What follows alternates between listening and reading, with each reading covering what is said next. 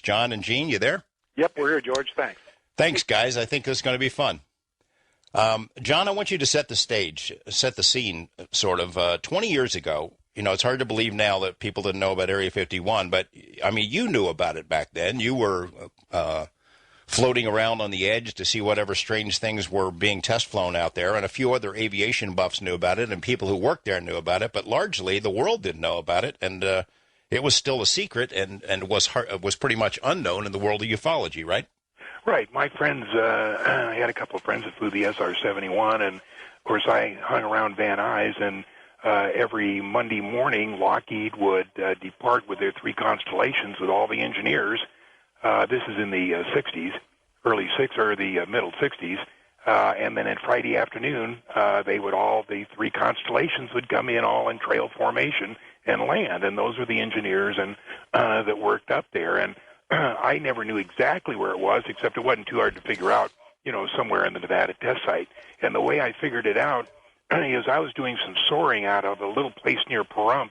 And one of the guys there, we got talking about the test site, and he made the comment. He said, yeah, I've been up there, but no Area 51 stuff. And that's the first time I heard Area 51. And, of course, from then it wasn't too hard to track it down and find out that Area 51 meant Groom Lake. I thought it was the Tonopah test range, but it wasn't. It was Groom Lake.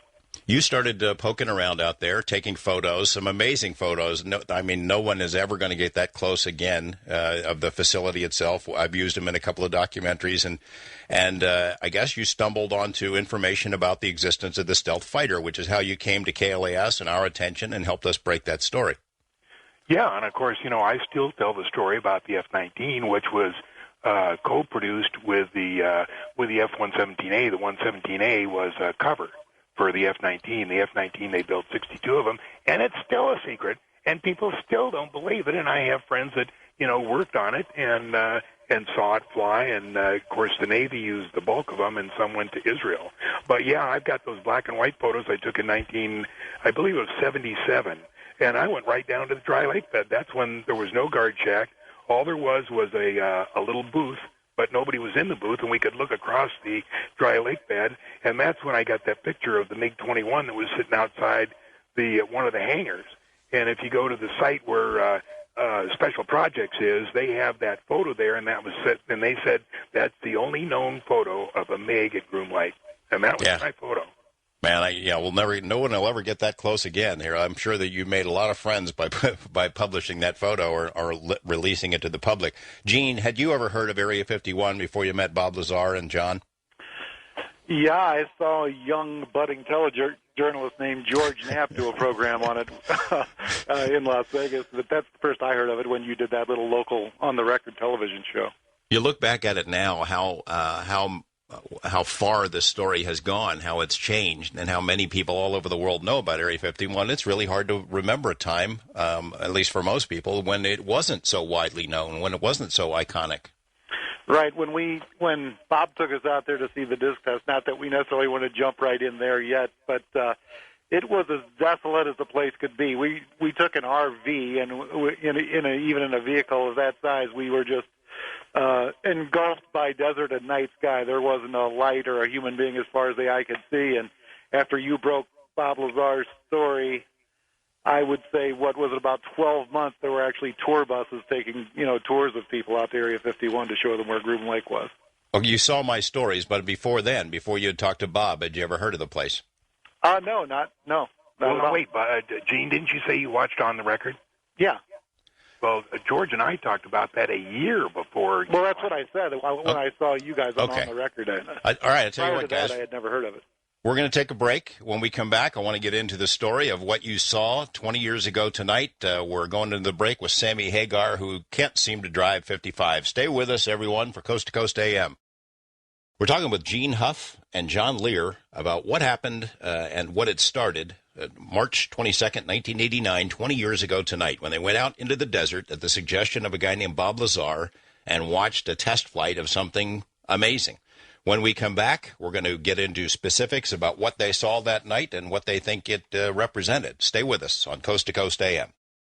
Welcome back to Coast. I'm George Knapp, joined by Gene Huff and John Lear, talking about the origins of the Area 51 story, how it all began. Gene, why don't you tell me how you met Bob Lazar? Back then I was working at a place called National Appraisal Service down on Eastern Avenue in Las Vegas, and Bob owned back then, this was prior to digital cameras and good appraisal software, so real estate appraisals were still typed out, and actual 35-millimeter photos were taped or pasted in the pages of a real estate appraisal, and Bob Lazar owned the photo processing lab that serviced all the residential real estate appraisers in Las Vegas, so he was Bob the photo guy. Well, this was before he's Bob the UFO guy. Right. Well, he was still a pretty eclectic fellow. I mean, he'd show up for photo deliveries in a Honda with a jet engine in it, so he wasn't your normal guy. He looked like a scientist and was certainly an interesting guy, even if he owned the photo lab. And not everybody drives a car with a jet engine around Las Vegas, but certainly not in 1985. And you were sort of instrumental in making the link from Bob to John Lear. Right. I had seen John on the record with you and was really interested. I mean, John had a lot of UFO history. Would talk about Richard Nixon was in the know, and the late Jackie Gleason had a house shaped like a UFO in Florida or something like that. Did I remember that right, John? Yeah. He was a big collector of UFO memorabilia. Mm-hmm. And it's just strange how it happened. I had talked to Bob, and Bob's then wife Tracy, whose father was still working down at Los Alamos. He worked on the explosives that implode and compress the atomic material and atomic bombs. So he actually worked on implosions down at Los Alamos, and so I had first talked to Tracy, Bob's wife, and then she had told me Bob had worked at Los Alamos and he was a physicist, and I started telling her about seeing this guy John Lear on the record and about the UFOs, and he had mentioned that people in Los Alamos were in the know. And when Bob heard that, of course, the first thing he wanted to do was prove that he knew more than everybody else, and that he had never heard about this Los Alamos. But then when he started inquiring to some people with top secret security clearance down at Los Alamos that he knew, he found some substance to some of the things John was talking about on your show. John, you came into the TV station, KLAS TV, where I work, and tried to interest my mentor and friend, the late Ned Day, in looking at a pile of UFO documents. And you had some credibility with the TV station because you had helped Ned and our station break the story about the existence of the stealth fighter out there in the Nevada desert, which was an awfully big story. That was a really interesting day because Ned and I were good friends, and, I tipped him off to this stealth fighter and stuff like that. And when I told him about this flying saucer thing, he blew me off. He said, "It's not possible, John. I would have known. I didn't know you were standing right behind me." And as I started to walk out, you said, "Hey, John, but I want to see some of your stuff." And that's how it all started. And we did a show called On the Record, and one of these shows that airs at like 6 o'clock in the morning on a Sunday that nobody watches, and it's a city councilman would be on, and there's John Lear unveiling his beliefs about UFOs and government cover-ups and things, and all of a sudden the phone's ringing off the hook, and people are paying attention and calling me up, and hey, when are you going to have that guy on again? So we had him on again, had him on a third time. It was even a bigger response, and that's sort of how I got hooked on this stuff, is that I thought, gosh, this touches the pulse of the public in a way that I had never been aware of before. I couldn't figure it out. So we thought maybe we would look into this. And in that third show, John Lear hinted that he might know a guy who was working out at Area 51 on recovered alien technology. You remember that show, John? Yeah. And you called me up that afternoon and said, any ideas on what we can do for an encore? And I said, well, I have a friend that just got canned out there. Maybe he would want to talk. And then you set the whole thing up for that interview. So through Gene Huff, you meet Bob Lazar. And Gene called me and he said, I'd like to get a copy of all your tapes and stuff. And I said, well, I need an appraisal. And so we traded the tapes for the appraisal, and he brought over Bob Lazar to hold the measuring tape. And Gene and I are talking about, UFOs, and Bob couldn't have been more disinterested. He was rolling his eyes. I mean, he thought this was all just baloney. He just couldn't believe it. He said, "Look, I worked at Los Alamos. If there'd have been anything like that, I would have known." Well, first of all, I had known Bob Lazar that long back then, so we weren't as all buddy as we are now.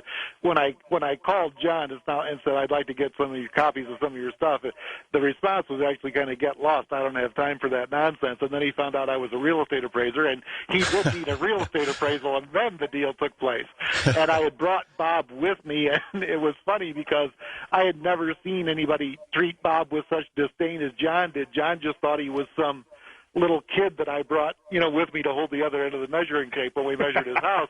And about the third time that I said, he used to work down at Los Alamos, John finally listened and said, "You used to work at Los Alamos?" And then the conversation started.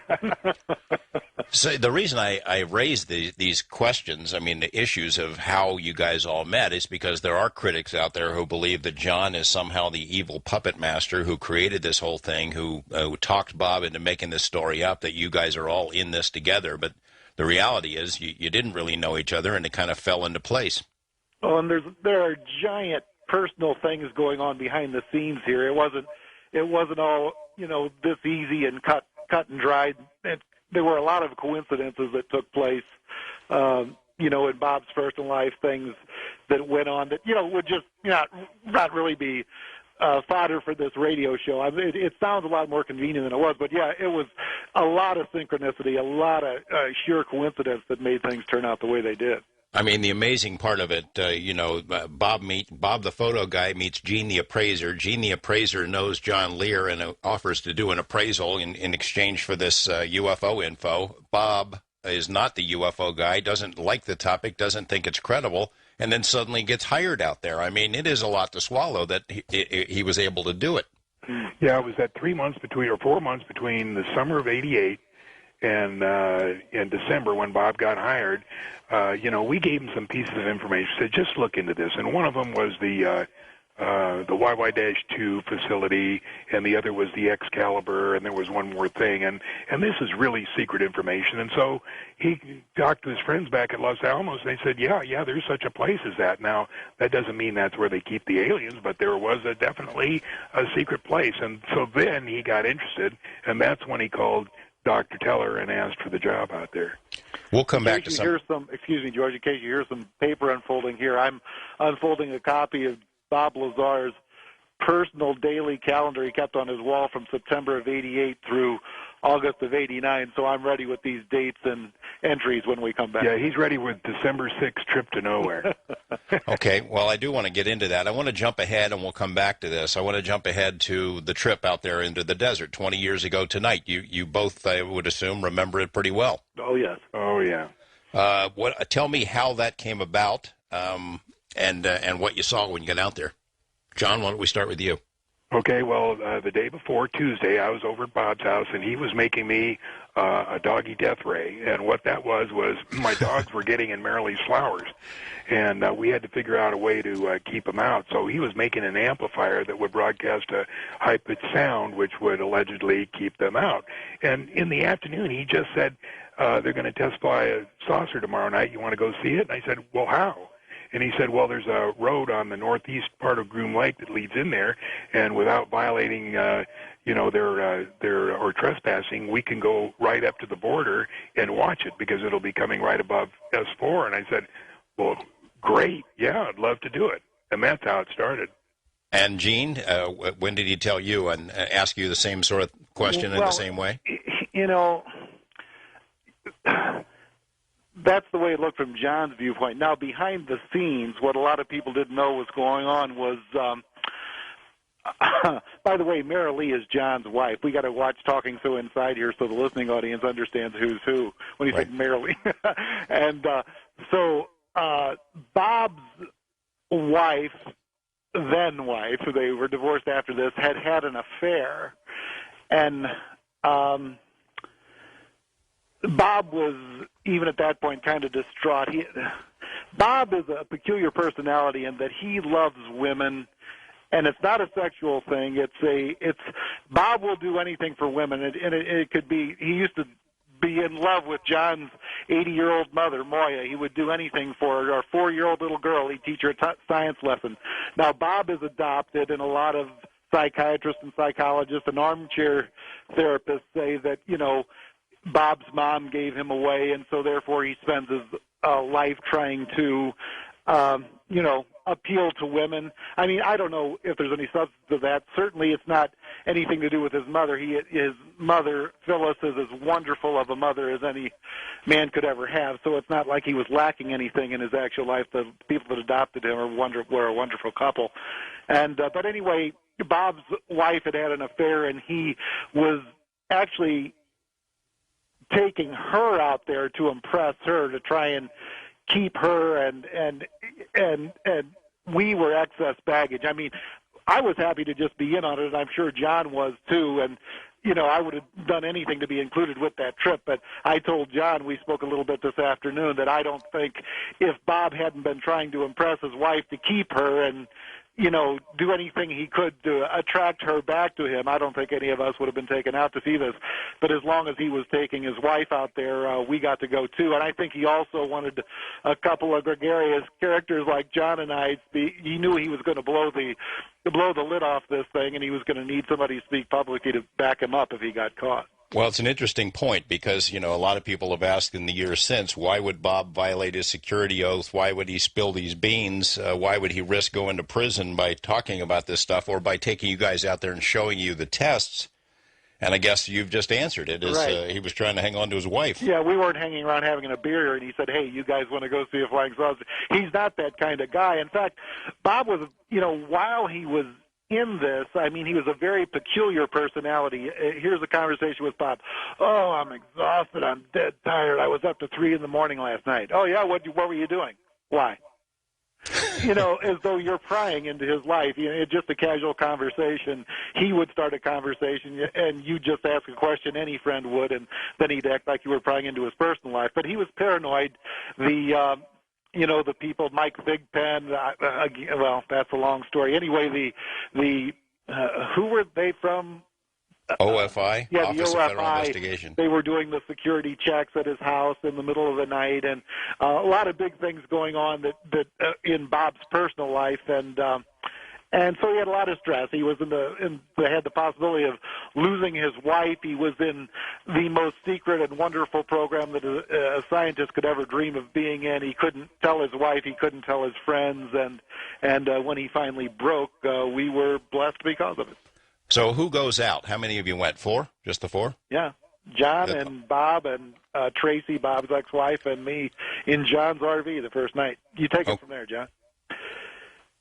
Yeah, we left my house about, I think it was about 7 o'clock, and we drive out there, and we're driving up that long hill there just before you get to the pass, and the transmission broke down. And so Gene agreed to hike down to Alamo there, or to Rachel, or to Alamo, and get some transmission fluid. So we were delayed about an hour while he goes down and gets it. We poured it in. It works again. We drive up.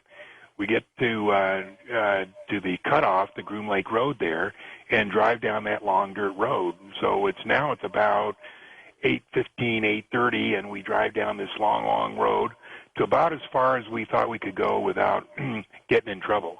And then we pull over.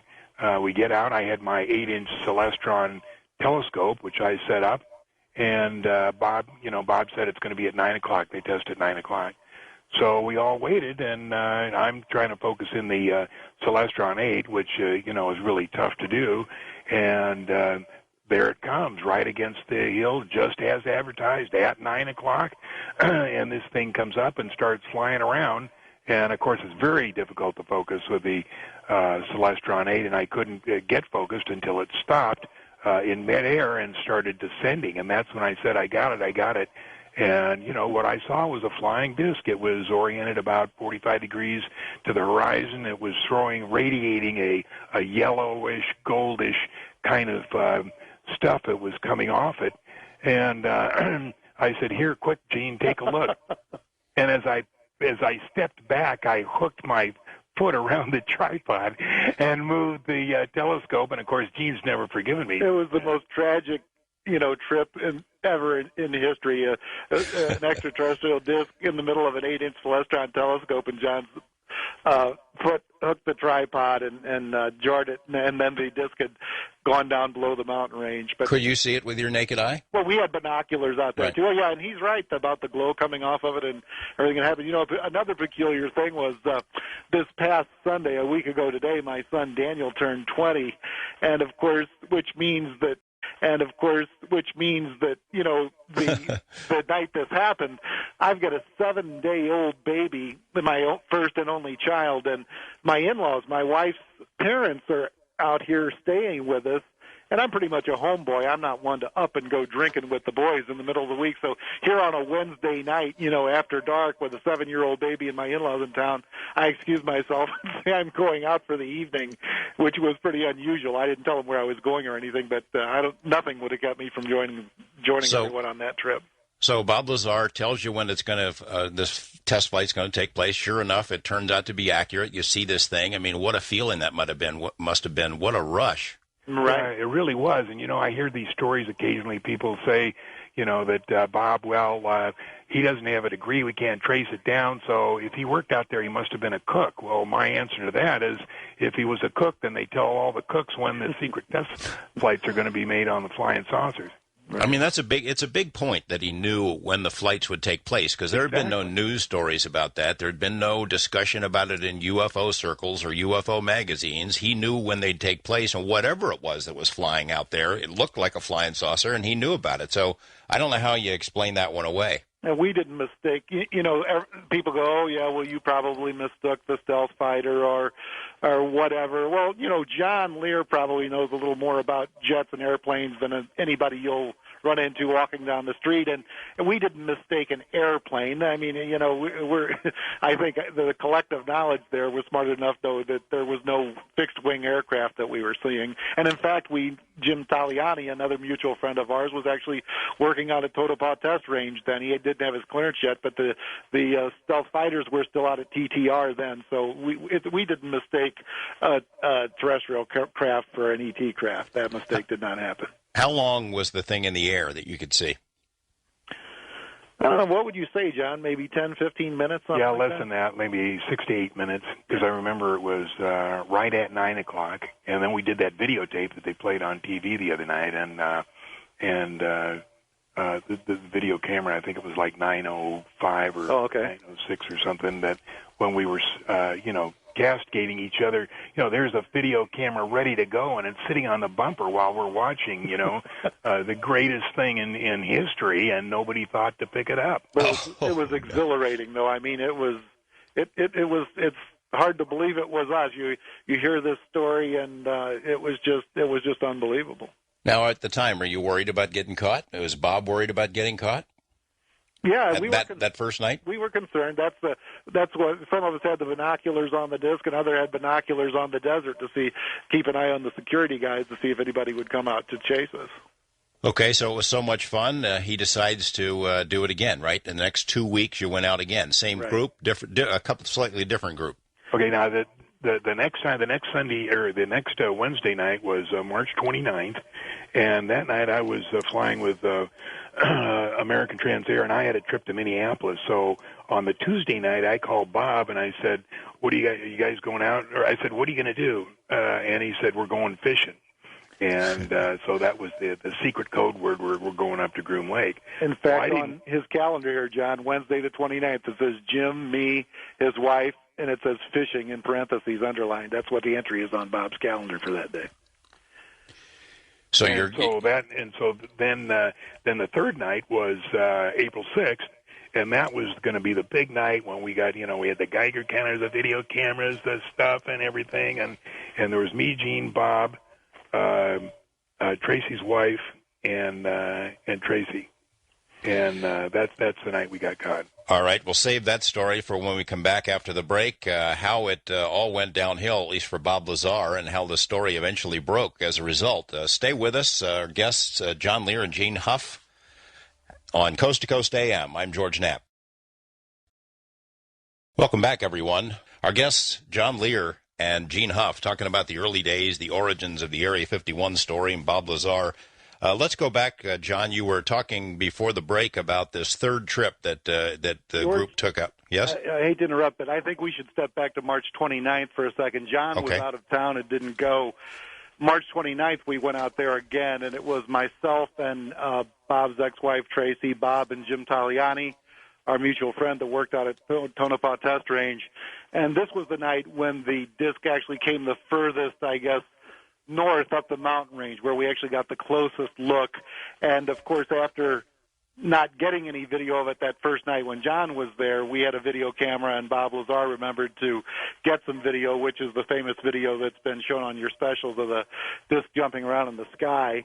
And this was when I told the story of how unusual it is to see a craft using gravity propulsion, which I speak matter-of-factly of now. I mean, I didn't know that's what I was seeing then. I was certainly a novice speaking about any of this. But the craft would be a long way away, and like it was when we saw it the first time when John was there, the amber, I guess, colored glow sort of coming off of it, and unlike a train coming toward you on train tracks or a car on a highway, the human brain and eye is used to seeing objects move, and I guess we calculate geometrically the speed and, you know, whether it's going to intersect with us, or that's how we anticipate something coming at us. I guess it's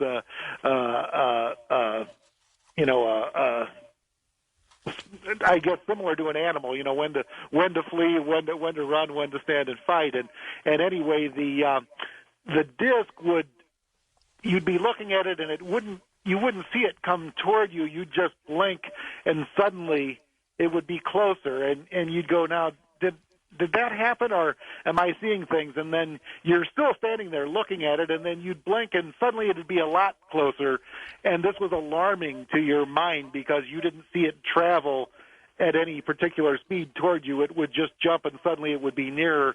And to the point where it came far enough down the mountain range that it glowed very brightly. We actually backed up behind the trunk lid because it started to glow so brightly. I guess, I don't know if we thought it was going to explode or what. I mean, Bob didn't explain that was just the glow from the electrical power dancing around on the static charge, I guess, on the skin of the disc. So we backed up and actually went behind the trunk lid. That's how close it came and how fearful we were of it. But that's the night Bob Lazar got the video, and that's the closest we ever did see it come down the mountain range. Hey, okay, so after the first one and the second one, the trips out there where you saw these things, were you able to get any other information out of Bob, or was he still being kind of closed-mouthed? Did you ask him, hey, you really do work out there? How did you know about this? What are those craft? And did he get into the propulsion technology, that sort of thing? Yeah, I mean, he would use the old demonstration of folding a dollar bill in half and showing how they distorted space and time to travel rather than flying in a straight line in a linear mode. But, he knew his phone was tapped. There were always noises on his phone. He had marital problems with his wife. I mean, he was very up and down emotionally. So, no, it wasn't a big party where you have a beer and go, now tell me about those flying saucers. It didn't happen. I mean, he let us in on that, but it wasn't a big UFO free-for-all answering all the questions and telling us the secrets of the universe. I know that sounds strange, but that's the way it was. And I guess the personal question would be, did it work? Did it impress? I mean, he's taken his wife out there to impress her and keep his marriage together. Did that part of it work? Was she impressed? Well, here's the answer. On April 10th, Bob's entry in his calendar says life equals 0. So I would say no. John, it must have been driving you crazy to have seen these things. I know what an inquisitive mind you have. You must have had a million questions for him. Were you getting answers? Well, you know, the big night was in December. The first time we went out there was December 6th. And I came home from a trip, I think a couple days later, and I'm sitting at my desk, and he came over, and I'm just writing out some checks, and he just casually mentions, I saw a disc today. And I said, what? And he said, I saw a disc today. And I said, theirs or ours? He said, theirs. I said, well, what are you doing here? I said, they've obviously followed you out here. They're going to find out you're telling me stuff. Why don't you work for a couple of months and then tell me? And these are his exact words. He said, no, John, he said, you've taken so much crap over this for the past few months that I've known you. I wanted to tell you that it's real. I was there. I touched it. I was in it. And it's real. And so then we spent about 2 hours talking, and he would say, he said, I can only answer questions. I can't volunteer information. Now, why he said that, I don't know, but that's exactly what he said. So, well, part of that, John, was the security guys had found out that Bob knew John Lear, and they wanted Bob to interact with John to see if John really knew anything about the actuality of what was going on there. So while John was listening to Bob, Bob was listening to John and reporting to the security guys what John said. So that's why Bob behaved like that, is he was spying on John. So whatever night that was in December, it was shocking to me, because I remember we wrapped up the evening. He walked out. We stood at the front door. We looked up at a star, and I said, now, if I wanted to go there, I said, and I had a craft, do I just head towards it? He said, no, you go to the right. And so then he explained how that happened, or how that worked. And I remember walking inside and standing in my den and just standing there for about 10 minutes, just totally awestruck at the information that I had been told that night, because, of course, I believed it. The stuff that I knew, I thought it was true. But for somebody to say, yes, I saw it, it's true, the whole thing is true, I mean, that was really something. It took about, several months for it to sink in, for you to really believe that, yes, it's true. There are aliens. They are visiting us, and Bob did work on their craft. So there's John, you can authenticate that after he started telling us things, it still wasn't a free-for-all where he'd just answer questions and, right, I mean, he'd still be closed-mouthed about things. I sensed a type of paranoia, I guess. He had people, doing random security checks at his house, but it was never until much later just a big party where he just entertained and answer every question he could about the craft, right? Right.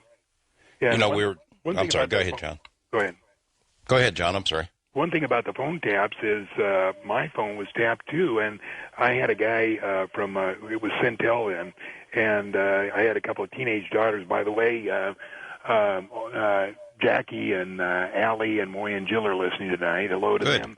Allie and Jax had telephones, and were always changing their numbers and always changing rooms and everything. And so we knew the Centel guy. So one day he's out here, and this is like in December, January, when all this is going on.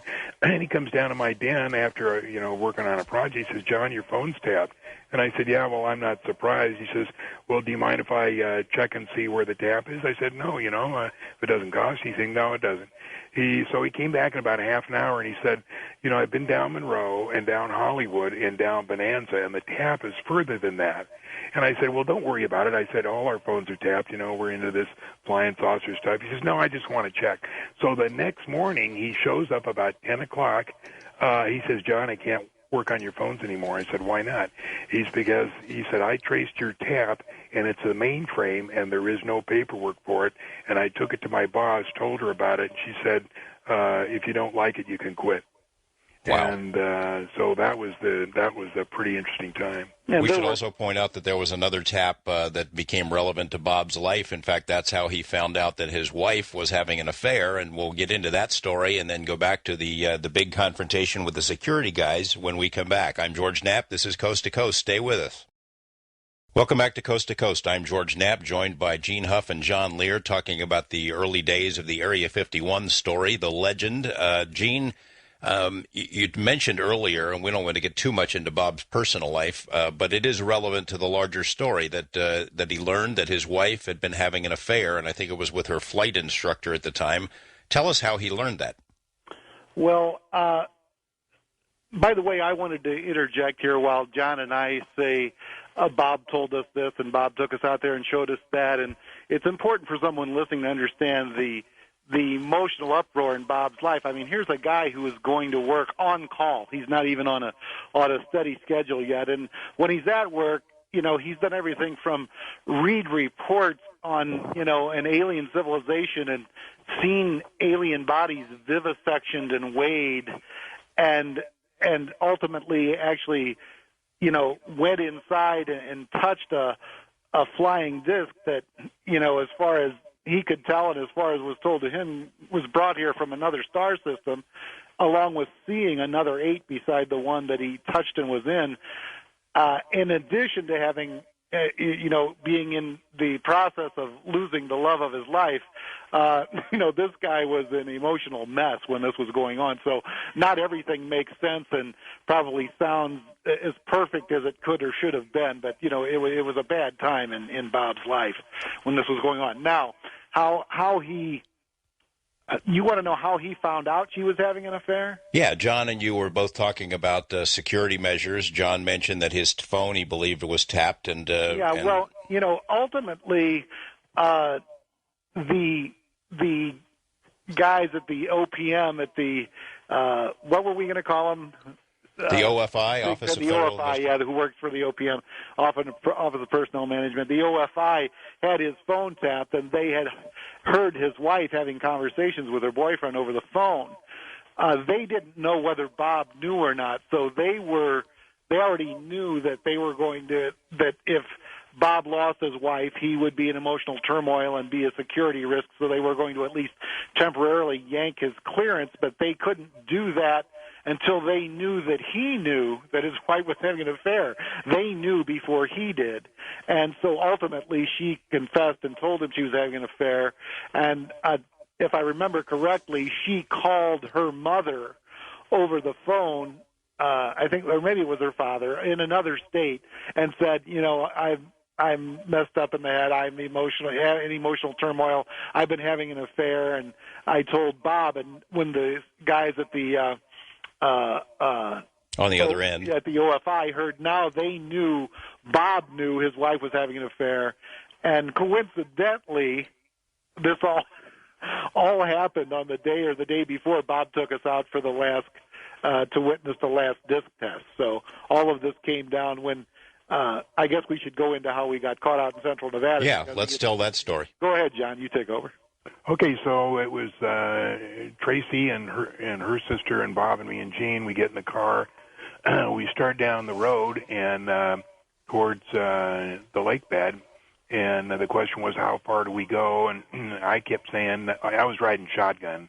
I kept saying, well, let's stop here because, even a mile closer isn't going to help us, get any clearer shots. So they decided, well, let's go a little bit further.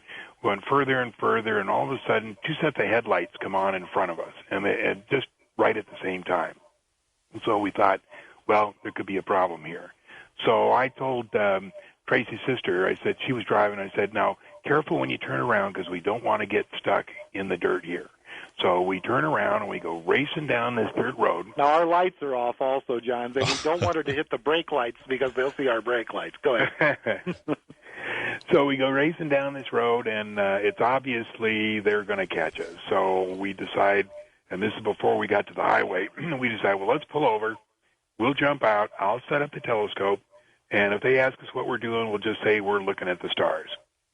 And now, John, just to interject here, prior to that, we stopped, and when we knew we were going to get caught, Bob got out of the car, took the gun, and just in case of rattlesnakes, and went running across the desert toward the highway so he wouldn't get caught with us. Now, go ahead.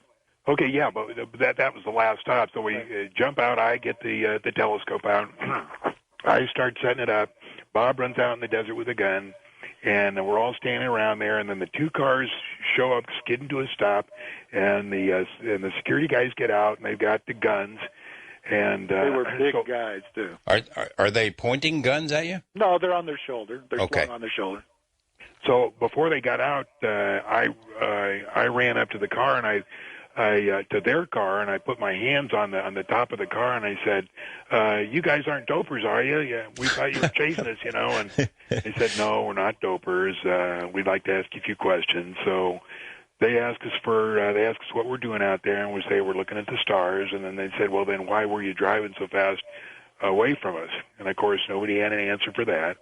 So they said, okay, well, we need to see some driver's licenses and Social Security numbers. So we gave them our Social Security numbers, and I guess we were there. Wait, John, is that true? Because I thought it was you. I didn't think we presented ID to them. We presented ID to the sheriff later. That's right. But we told them our Social Security numbers then. Right.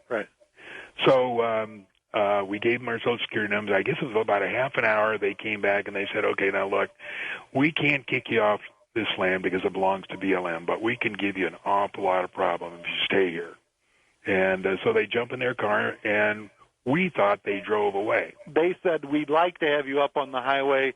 If you're looking at stars, the stars will look just as good from up there.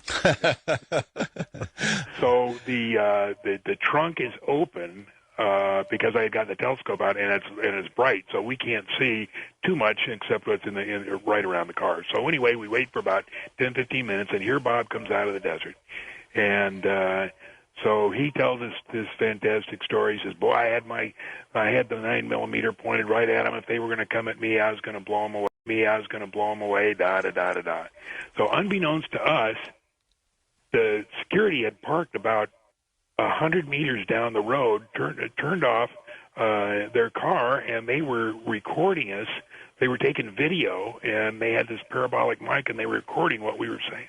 Well, also, John, remember, I guess they were watching us through night vision goggles, and you and I saw a green glowing thing kind of drop as though somebody had them at their eyes and dropped them down, hanging around their neck, and we saw this green light. And I said, did you see that?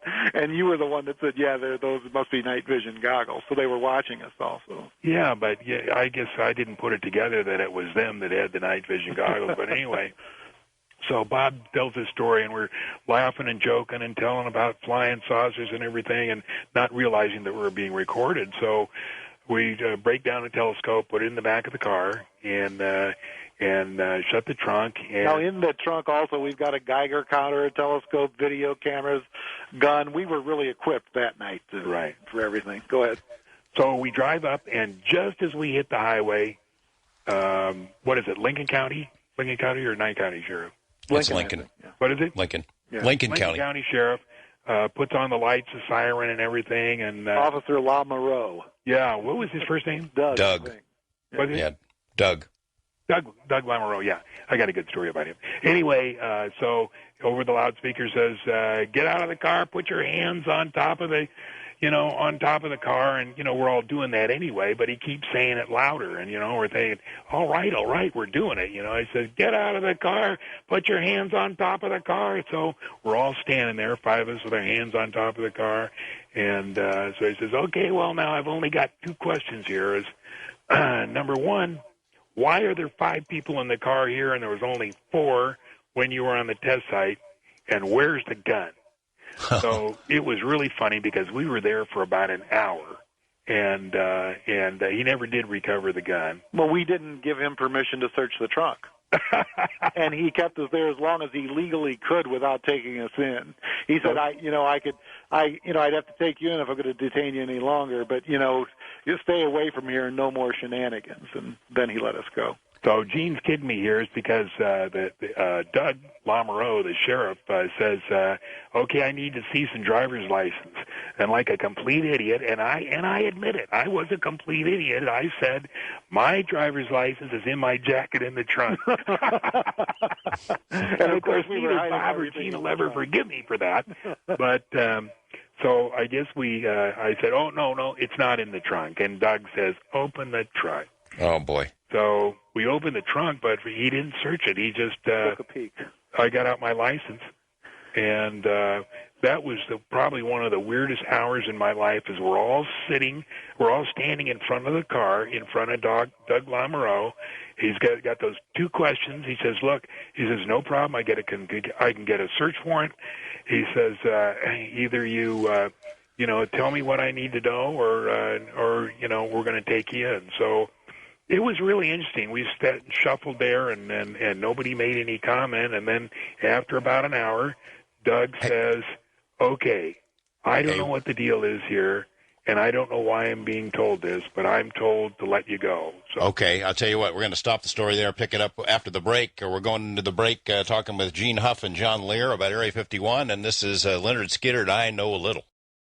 We're talking with Gene Huff and John Lear about the beginnings, the origins of the Area 51 story. They're regaling us with the night that they got caught out there after Bob Lazar had taken them out to show them a third disc flight.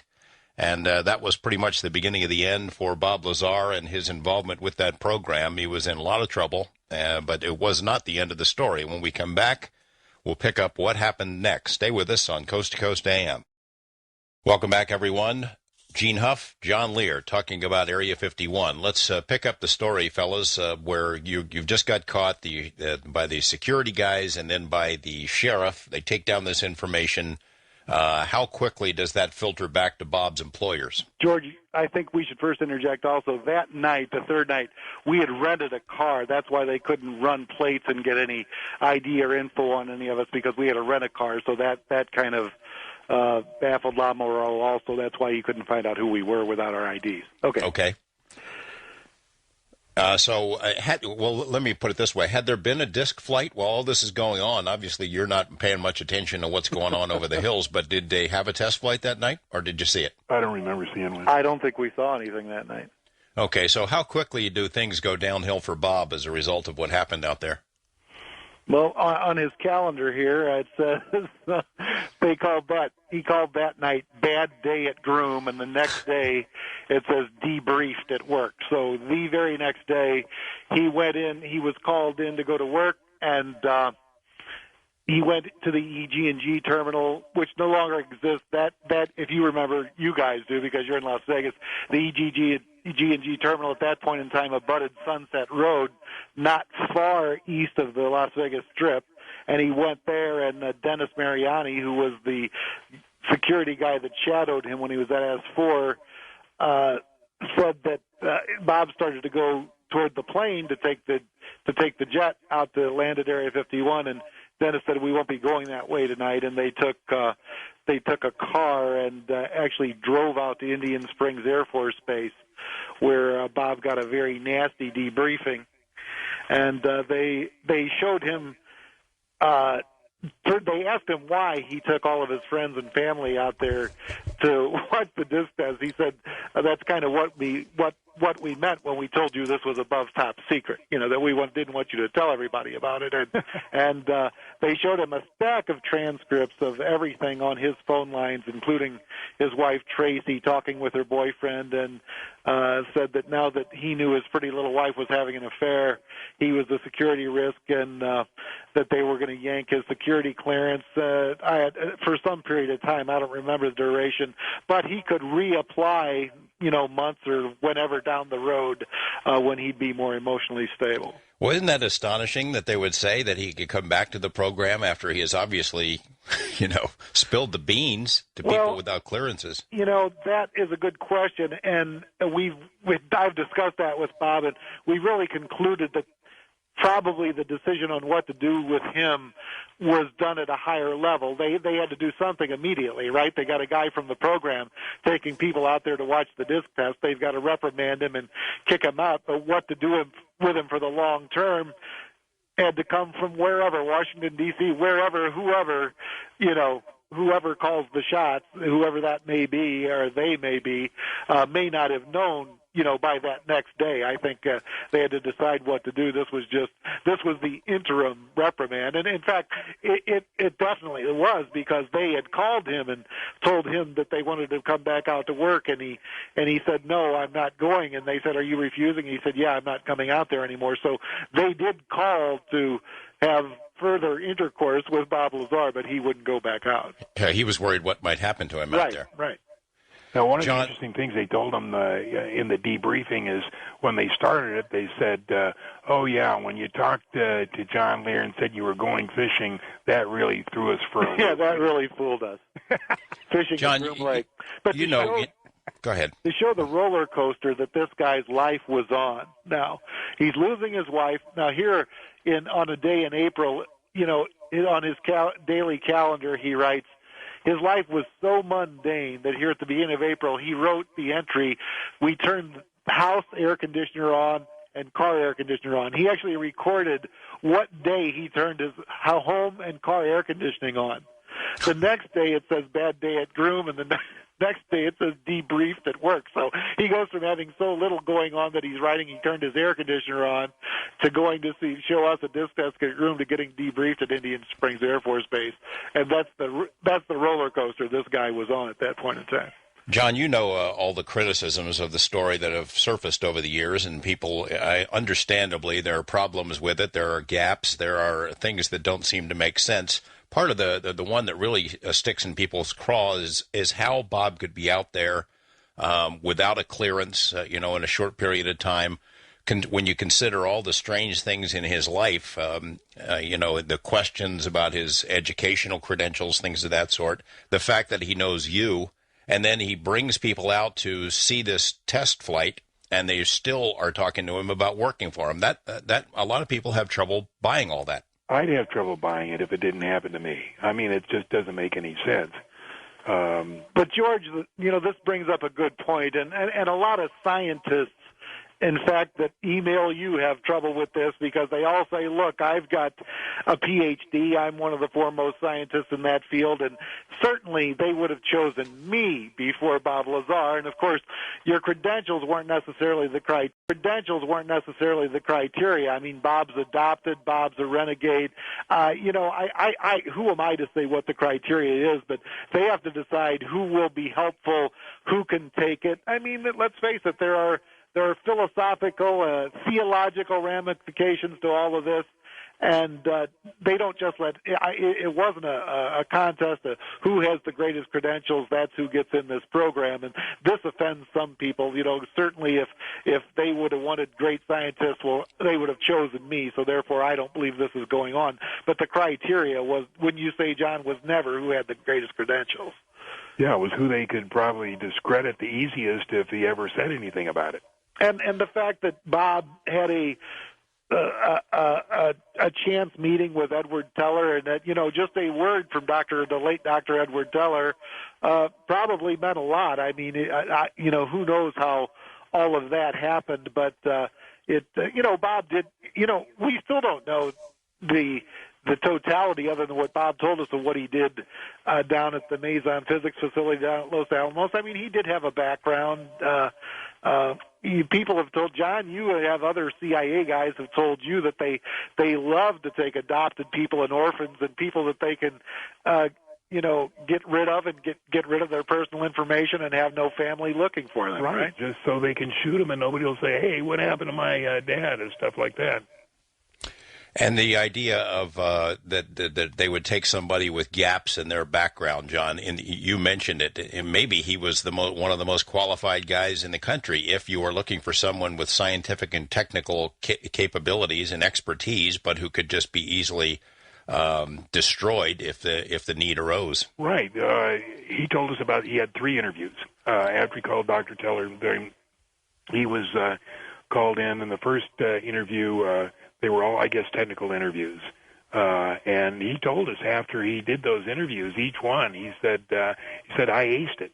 And he told us exactly what they asked and what his answers were, and they were of a highly technical nature.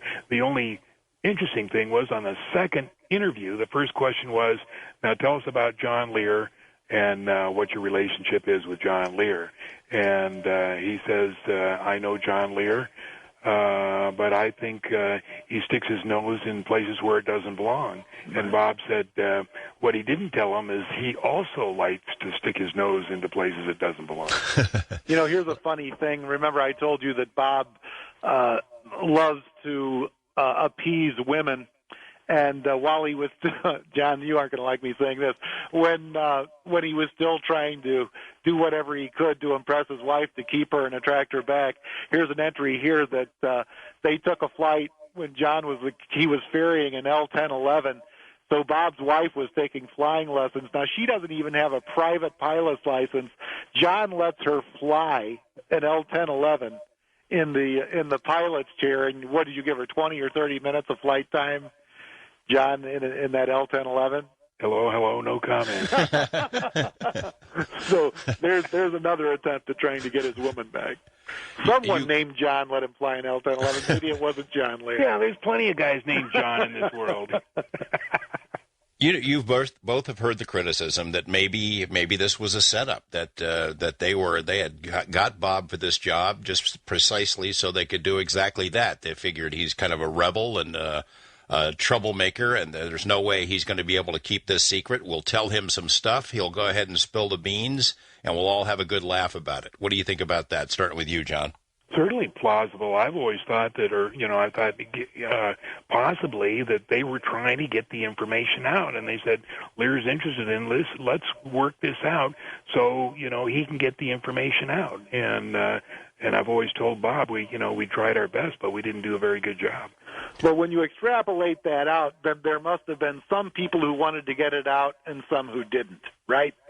I think there was a conflict there, because if they all wanted to, if it was a consensus that they wanted to get it out, it could have been accomplished. You know what I mean? They certainly tried to prevent it after the fact. Well, the effect was they put it out and they drew it back. I mean, you allowed Bob to spill those beans, allowed us to tell the stories, and then in the eyes of a lot of people, discredited him entirely. But they told him when he was there, he asked them, how do you keep this secret? And they said it's the easiest thing in the world to keep secret, that as long as you don't prove anything one way or the other, as long as you keep people on the fence and, ridicule those who believe or who think they've seen proof, ridicule them and just dismiss the rest. It's an easy thing to keep secret because everybody wants to say, oh, there's no life anywhere else that we've discovered. Why would we have the SETI project? Why, But and as a counterpoint, George, look at all the information you've amassed from civilian pilots, military pilots. I mean, confirmed with ground radar, air radar, an actual sighting by pilots. It's something moving thousands of miles an hour past an airliner. And a long time ago, before it could possibly be any terrestrial aircraft, in the 50s, a crew of Air Force men. And yet everybody goes, well, I wonder what that was. They even though it couldn't possibly have been a craft from Earth piloted by human beings, they still don't conclude that must be something or someone from somewhere else. So, or our government saying, well, gosh, this can't be a threat to national security, so we're not going to worry about it. I mean, craft that can outfly anything you've got, that demonstrate mastery over things like nuclear missiles and can even enter nuclear codes on your most powerful weapon systems. I mean, if that is not national security stuff, I don't know what is. Right. And there is no one there, from the biggest skeptic. I mean, if everyone was intelligent and honest, people who dismiss the possibility that there's life elsewhere and that life has been here, that it is here or that it has been here, in antiquity, if they actually read and examined the evidence, they could do nothing but conclude that there is life somewhere else and that life has visited the Earth. But it's easier to not examine it and just say, well, why don't they land on the White House lawn? And since they haven't, I don't believe it. What about the idea that they allowed this story to be told, used Bob to tell it, used the rest of us to tell it, so that they could distract attention from something else, maybe something else that was a legitimate earthly made technology out there? What do you think about that, John? Very plausible. Yeah, they had a lot of things to cover up. I think they kind of mastered the cover-up there with the F-117 because the F-19 was a secret. It still is a secret. We haven't heard of any brand new, really super sophisticated airplanes except the F-22, and that's old technology. And certainly, after 20, 25 years, they have stuff that's really, really out of this world as far as technology. And to that end, whatever that end was, they'd have alien beings vivisection. I'm not saying I'm naive, and I know what great lengths they could go to program someone, but I always say, to what end? I mean, they go, is that the best thing they could come up with? We're afraid that someone's going to see our new spy plane, so I'll tell you what, let's try and make everyone think that, flying saucers and there's light. That's a pretty touchy subject. I mean, it touches theology and philosophy. That there must be a better way, is what I'm thinking. Well, my thought is if that really was the plan, that they had an idea that let's tell this crazy UFO story, then destroy the credibility of the story, and we'll distract attention away from whatever is flying around out there, whatever secret projects we've got going at this very, very valuable base. That policy was a miserable failure and backfired on them, because to this day, you've still got people going out there with binoculars and telescopes to see whatever it is that's flying around in the sky. You've had tens of thousands of people who've made the trek out into the desert. You've had every major news organization in the world gone out there to look around. You've had congressional investigators and all kinds of media attention. If they didn't want attention for something that was going on out there, somebody really screwed up. Not only there, but everywhere. There's nowhere in the world that people aren't looking, as a reaction to that, probably, and so you just because you can't get away with it there, you probably can't get away with it anywhere that there are human beings. The idea that some people have raised that Bob was part of this thing, that he was a disinformation agent working with this government. John, how would you respond to that? That he was a different disinformation agent? That he was working with them to tell this story and stir the pot. It's certainly plausible. I don't believe it, but, he could have been. I've heard that before. And first of all, I've even heard Bob say, had they asked me to do that, I probably would have participated. He doesn't deny that he would be a guy that would do that if they asked him. However, he is the worst guy in the world. Bob can't, his memory, he can't keep, he treats most subjects with such disdain. He wouldn't waste his time. And Bob told that same story. He would be the worst guy in the world to make up a lie and trying to perpetuate a lie.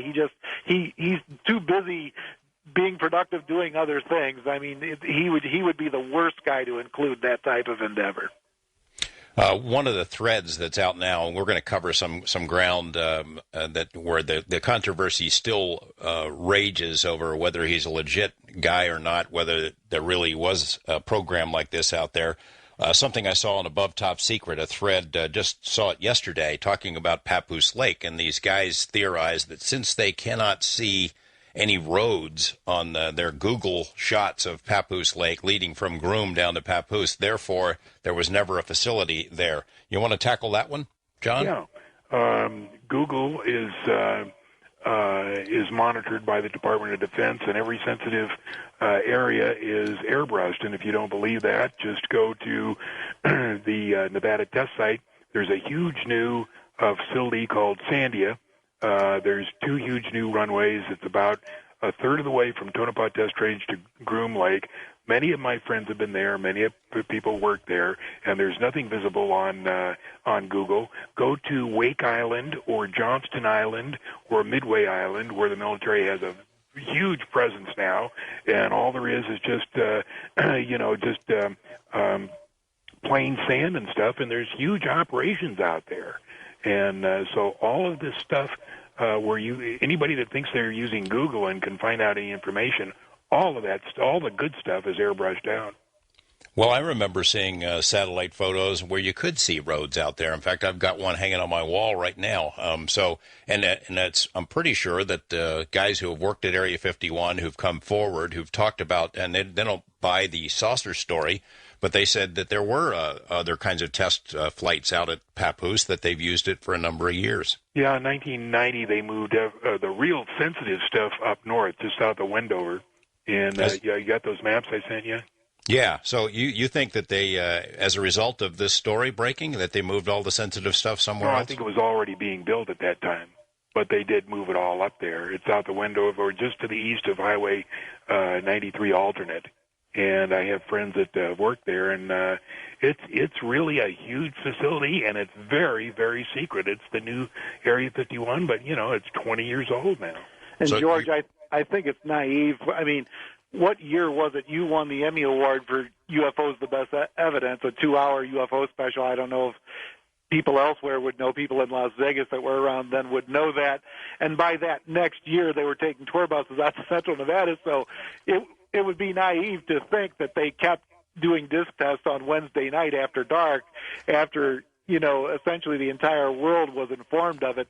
That program was definitely moved. This is what's funny about. Well, I tell you what, hold that thought, because when we come back, we'll get into discussing how Area 51 story went across the world like a tsunami. Stay with us for our conversation with Gene Huff and John Lear. Beatles, take us into the break. Welcome back, everyone.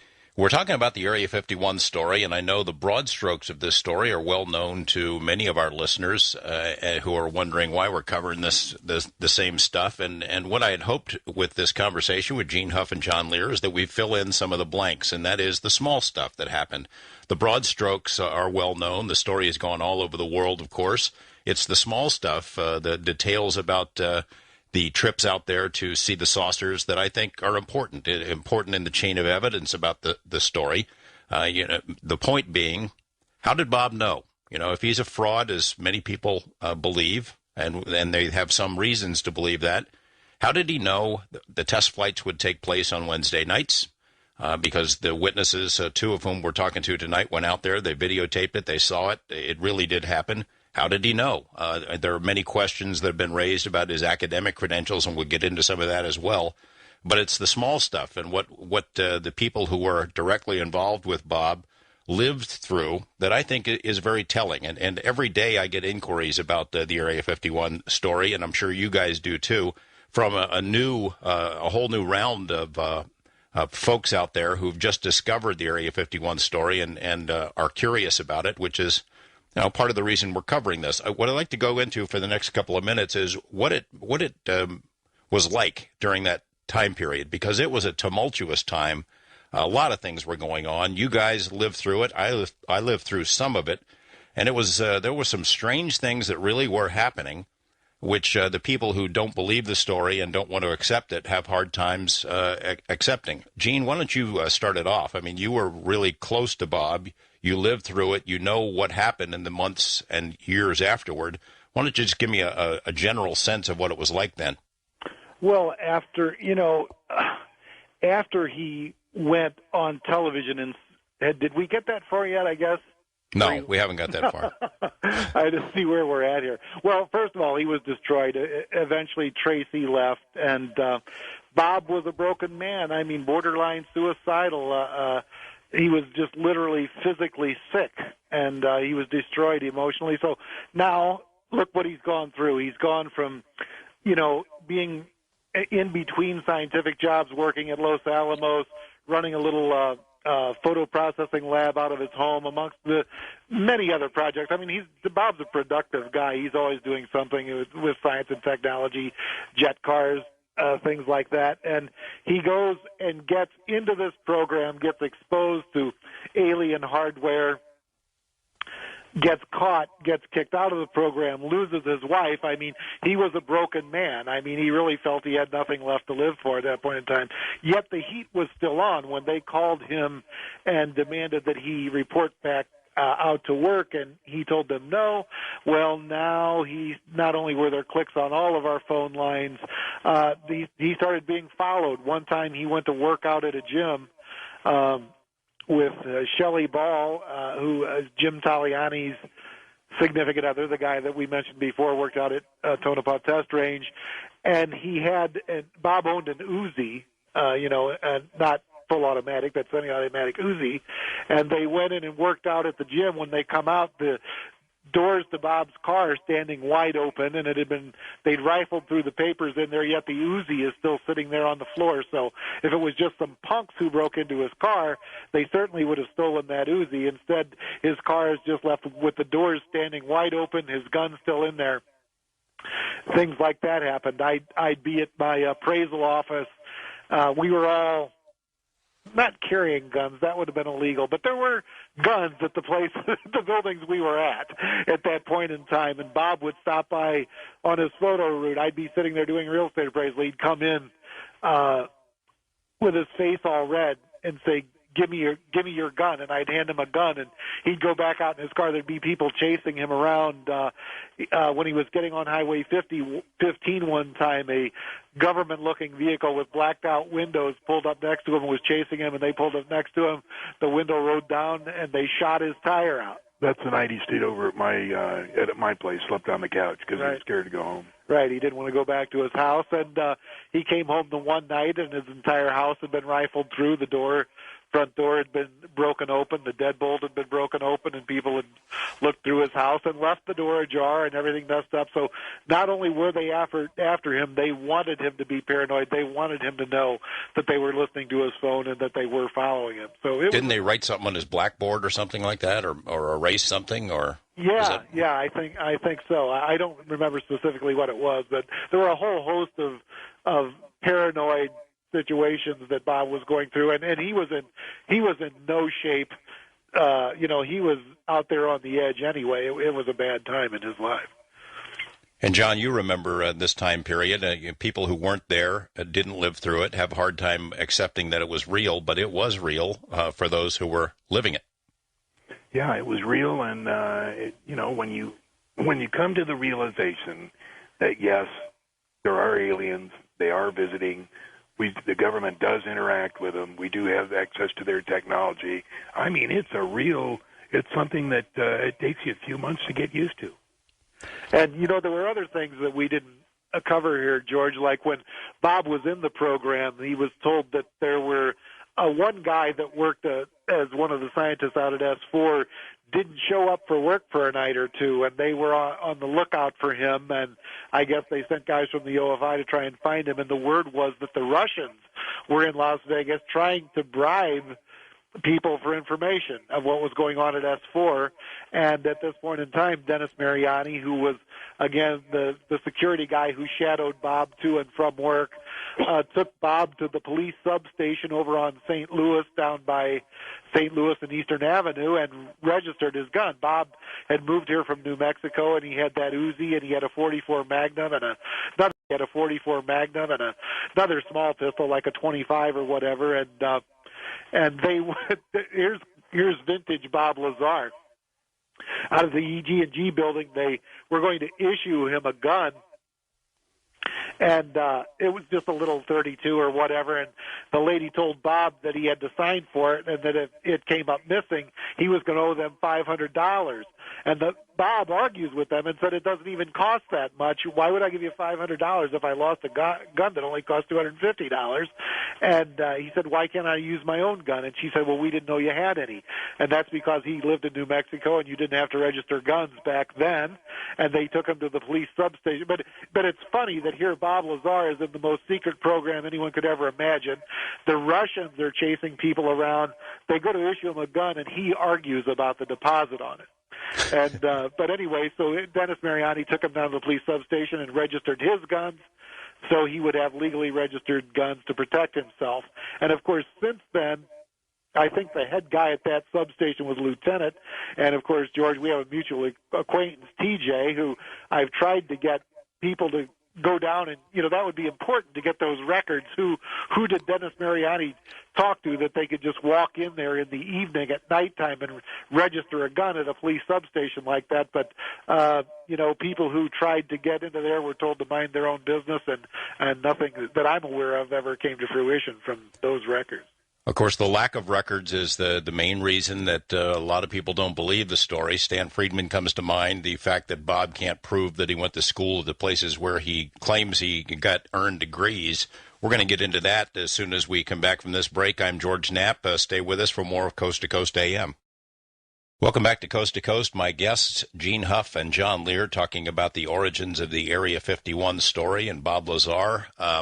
I remember 20 years ago tonight, you guys were out in the desert. You saw one of these discs being test flown, and Bob was the guy who told you about it. And then a month or so, 2 months after that, sometime in May, Bob went on the air at KLAS TV, blacked out his face. He used the pseudonym Dennis, which was sort of a twisted little shot at his boss, Dennis Mariani, the guy who was in charge of him out there. And life was never the same. He told the basic story in a 4 or 5 minute interview. We started working on a much larger special after that, and things were very different. But I remember in the very first story we ever aired in November of that year, where we revealed Bob's true name and identity, we mentioned that his claims of educational credentials, MIT, and Caltech, that we could not verify that. And, subsequently, a lot of people have come forward to say, aha, there's no records that he ever went to those shows. Stan Friedman comes to mind. I give Stan a lot of credit for actually doing the legwork himself and checking it out. But the fact is that we reported that in the very first story where Bob Lazar's name was ever used. It is troubling to me, and I'm sure to you guys, that he can't prove that he went to those schools. I know we all must harbor some doubts about whether he ever did go to those schools, why he would lie about it. I personally have great doubts about it for a simple reason. Not because there are no records, but because I can't imagine Bob sitting through other kinds of classes that it would be required to get a degree at any school, English Lit or something like that. I can see him sitting through science classes, electronics classes, but not the other kinds of things he'd have to sit through. Gene, why don't you start it there? You've answered this stuff before. Is it possible that Bob just exaggerated his credentials in order to get a great job? Well, I don't know that he needed those credentials to get the job. And I mean, he got the job, at least the one job we know of down at Los Alamos through Kirk Meyer, which is a headhunter that provides people, for technical and scientific positions at Los Alamos and other national labs. So are they all so stupid that Bob told them, oh, yeah, I've got a couple of master's degrees? And they said, oh, okay, well, here, we'll hire you as a senior staff physicist and you go do this job. Certainly, he had clearance. I mean, there's evidence that he had security clearance. So the people that did his security clearance are so stupid. You know what I mean? I don't know that he needed those degrees to get those jobs. If anything, I think he exaggerated it after the fact for ego reasons or whatever. I mean, if he did, it's unfortunate because I truly believe that he worked on flying discs at S4. And if people are dismissing the story because of his lack of educational credentials, then it was a tragic, tragic mistake. But no one said you needed 2 master's degrees to have any of the jobs he's held at Los Alamos or at S4. But wouldn't you say, I mean, the argument being, and John, maybe you can tackle this, gosh, you'd have to have degrees, you'd have to be a really smart guy, and they'd only pick the best scientists. Well, I guess we covered this partly before, but it's got to bother you as well. You know Bob real well. Do you harbor questions about whether he really went to those schools or not? No, I don't, because when he came over with Gene, he had a resume with him, and there was copies both of his degree from MIT and Caltech. And I asked him when he went there, because this guy, Tom Mahood, did a timeline, and Bob said that Los Alamos had sent him there. Now, I have no doubt about that. But I don't know how the timeline works. I don't know how he could have fitted in. Well, I'm not saying he didn't go to those schools, but the question is, did he graduate with a master's degree, and what courses could have transferred from one program to another? I mean, that's a complex scenario. I mean, if you have 2 master's degrees, it doesn't mean you went from your freshman through 6 years of college for each one, taking all those classes individually. So it's a complex paradigm to say that he's got the 2 master's degrees. But I've discussed this with a lot of people, and the one thing that those who've been around Bob, and John, you know this, he is a comprehensive problem solver. I mean, not only does he understand physics, he understands electronics, he understands a lot of things. He's a jack of all trades and master of quite a number. It's not, not master of none. He's a master in electronics. I mean, he's fixed audiophile stereo equipment for me and said, look, I did this for you, but don't tell anybody I can do this because I don't want to be fixing everybody's stereo equipment. And we tried to, I and others have tried to resolve who were they looking for that program at S4. I mean, there's nothing really, they were learning science and from physics that didn't really exist with materials that didn't even exist, commonly on Earth. And so is there any background or other job that would have prepared you for back engineering disks from another planet? And what degree and what what importance did they place on what? In other words, your background, your educational credentials, how about whether you could take it? I mean, a lot of people, a devoutly religious person wouldn't want to hear some of the things Bob read in those reports. Again, who could they trust? Who would help them? Who could they trust, or who could they discredit if they couldn't trust them? I think the criteria was a lot more than, you've got these. Look, if they just wanted people with master's degrees, they could have had any number of PhDs in the entire world would have given their right arm to be in that program, so that simply couldn't be the criteria. Well, for me, the linchpin of his credibility was always Los Alamos. If he worked at Los Alamos lab and sensitive or classified capabilities, that it was entirely plausible that he could be pulled into a program at Area 51 or S4. And I don't think there's any question.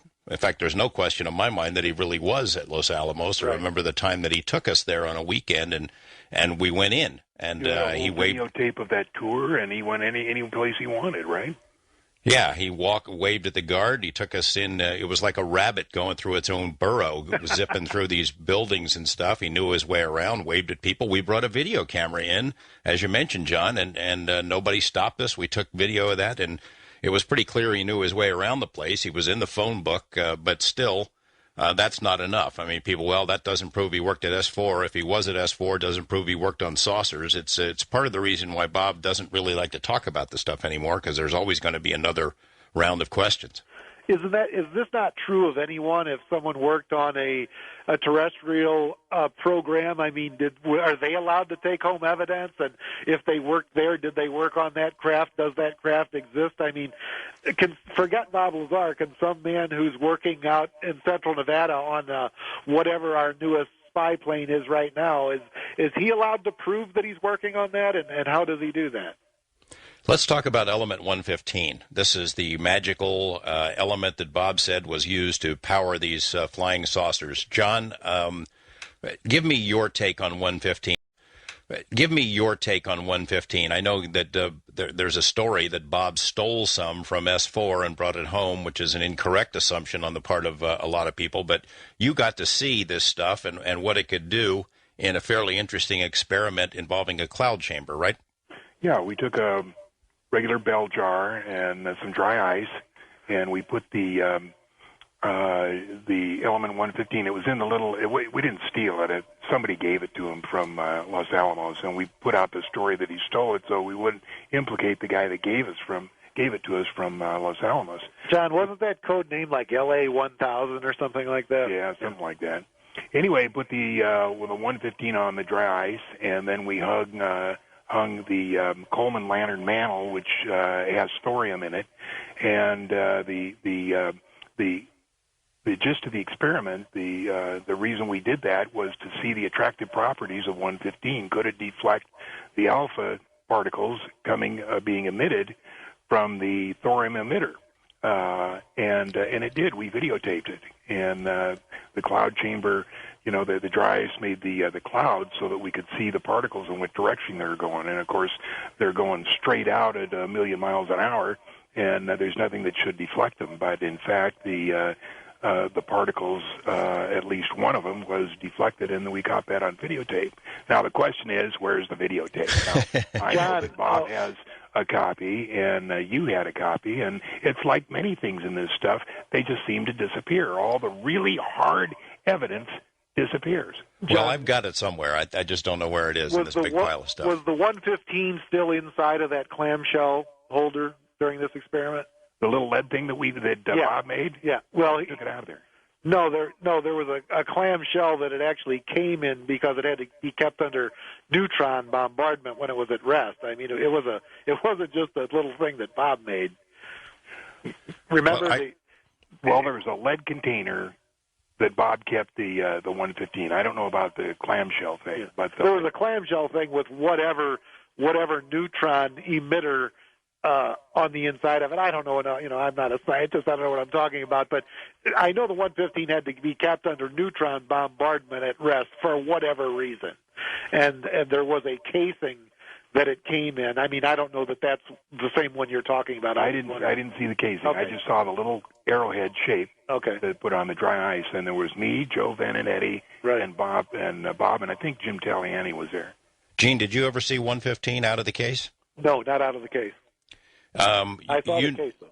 You've heard the stories about. Well, I'll tell you what. We'll hold this till after the break. But I want to go into the stories about 115 because it's now a real element. It wasn't back then.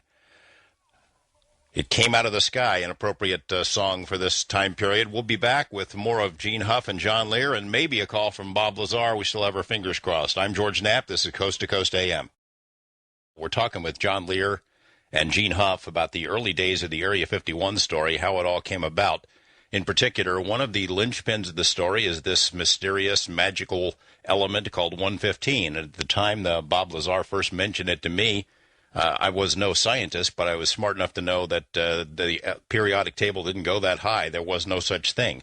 Now, there is. However, the 115 that's been created in a lab is far different from what Bob Lazar described back then.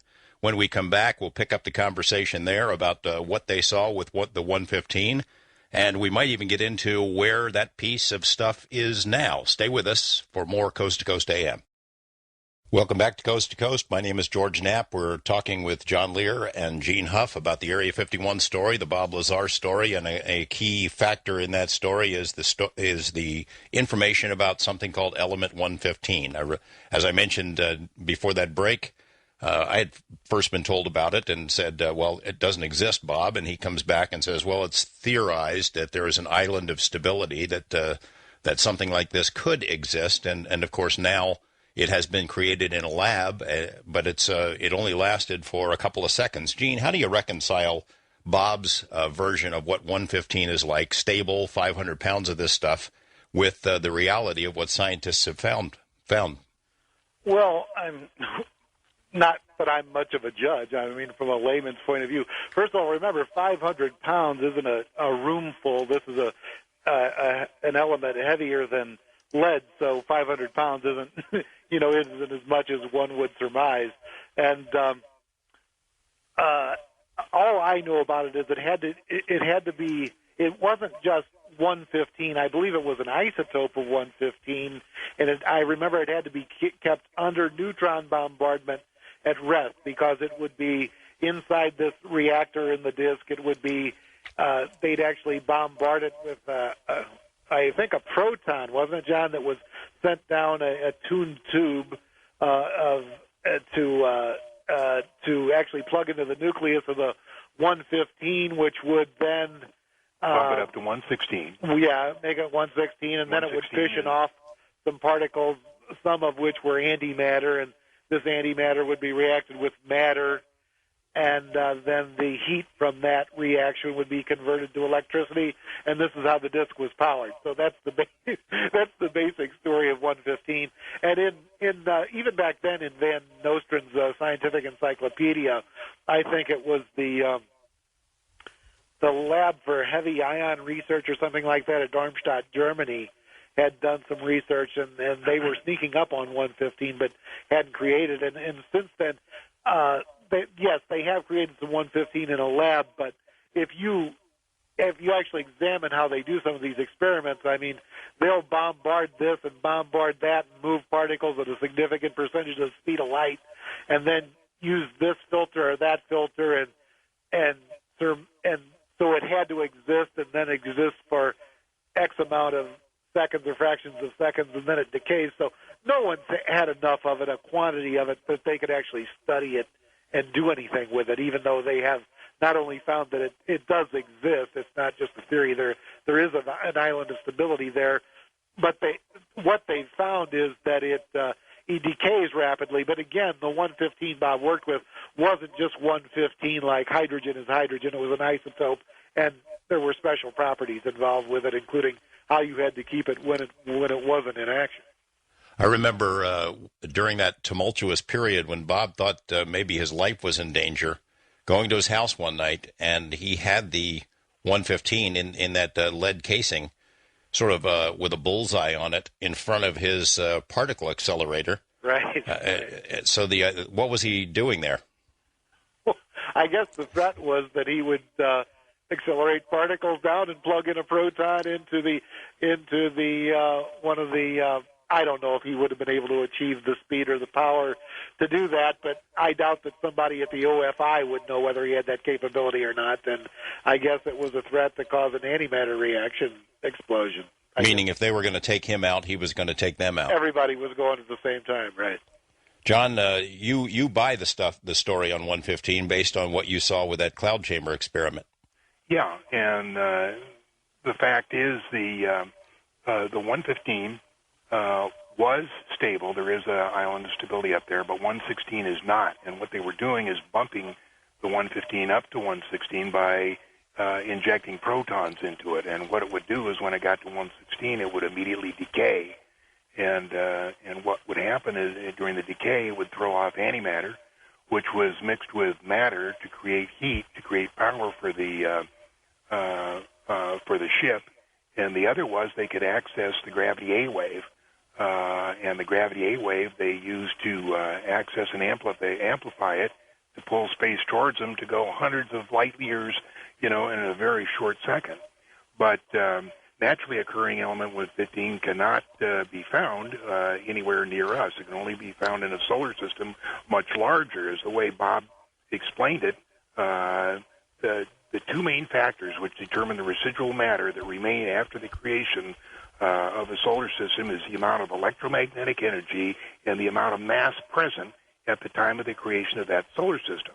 A much larger solar system than the one Earth is in would have to have been created to have element 115 occurring as a natural element. So, no, there's no possibility that it's here or it could be mined here, which some people have said, and there's no possibility that they could actually make it. It would take years and years and years of pumping protons and years of electromagnetic energy to make the element 115 that Bob had. There's a story that of something that happened that hasn't really been told that you guys have not discussed in public, but at one point, this piece that Bob had was stolen, wasn't it? There was three, and two were stolen. Bear me out on this, Gene, and then one we have no comment on. Gene, who stole it? Who stole this the piece? I just have a vague memory of that. I don't remember who did steal that, John. I remember trying to cut a deal to recover it, and actually Bob Bigelow was actually involved in that. But I don't want to. I don't remember. I don't remember who the guy was that took it or how he got access to it. By the way, with all that stuff John rattled off there with gravity A waves and blah, blah, blah, blah, blah, before you take callers from the public, we know that Earth scientists do not agree that gravity is a wave, and we know that there should be so much waste heat from an antimatter reaction in a little reactor inside of a flying disk that everything would melt, and we understand that. I mean, we're not scientists, and we can't answer those questions as where did all the waste heat go and the arguments about gravity being a wave, just for the record. Okay. Well, I remember that there was one of the pieces was stolen, and I thought it was like a neighbor or a friend or a hanger-on who was at the house and was interested in all the UFO stuff who took it, and somehow you got it back. But I just don't remember his name or how that came about, because I remember Bob was real upset that it happened, and we had to try and cut a deal to get it back and go meet with a guy, and we were setting a meeting out at the old Las Vegas Speedway, not the new one, the old one over on northeast part of town there, and all of that. And I don't want to start. I don't remember the names and how it happened. So, what happened to the piece? I mean, you know what happened to it. Can you say? How much can you say? Well, it was. He buried it at a place where it'd be hard for anybody to get it. It would be hard to get, but it would be secure at that location for a long time, and would be obvious if its containment was ever jeopardized. So basically, it's known where that piece is. Yeah. Speaking of elements, by the way, it's not like I could drive there and go pick it up, or I would. Right. Speaking of strange elements, the element polonium surfaces later, much later in the Bob Lazar story. Of course, after this UFO stuff, Bob tries to leave all of it behind, doesn't want to talk about it anymore, starts up a scientific supply business online, United Nuclear, and sells all kinds of weird stuff to schools and labs. And one of the things that he sold was something called polonium. And it surfaced in a major news story a year or so ago, 2 years ago, when a Russian spy was killed, presumably through the use of polonium. And news organizations start looking around to see where could somebody get polonium, and whose name comes up? Bob Lazar, ladies and gentlemen. Hey, how'd that work out? Well, you know, he always had things like that around. I remember him talking about polonium, and in fact, he had ordered some polonium and beryllium from a scientific supply place a long time ago. And a guy from the Nuclear Regulatory Commission came by Bob's house and wanted to know why he wanted polonium and beryllium, because those are actuators, like I know what I'm talking about here.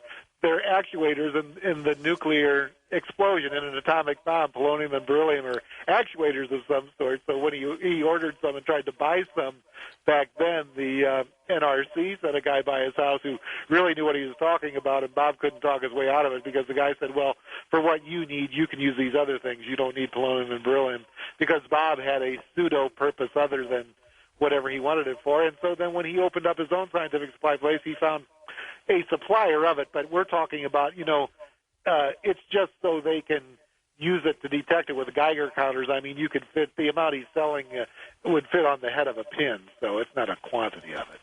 Let's talk about broad strokes here. We've got a couple of minutes left before we open up the phone lines. Did you, first you, John, and then Eugene, did you have any idea at the time that this was going to become this big? I mean, the Area 51 story is sort of a phenomenon. It's known all over the world. Books and movies and things of that sort, and T-shirts and ashtrays and trinkets and posters, and it's been featured on all kinds of TV shows and in all kinds of articles in the UFO field and beyond. Did you have any idea how big it would get back then?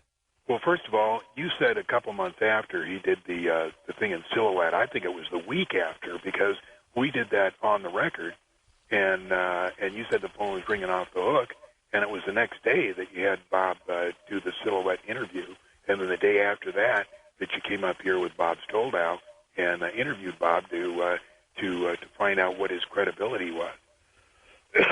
But the answer to what I thought, I honestly believe that after he did that interview in Silhouette, that the story would break worldwide and everybody would know that we had flying saucers and aliens were visiting us and everything. I honestly believe that. I did too, George.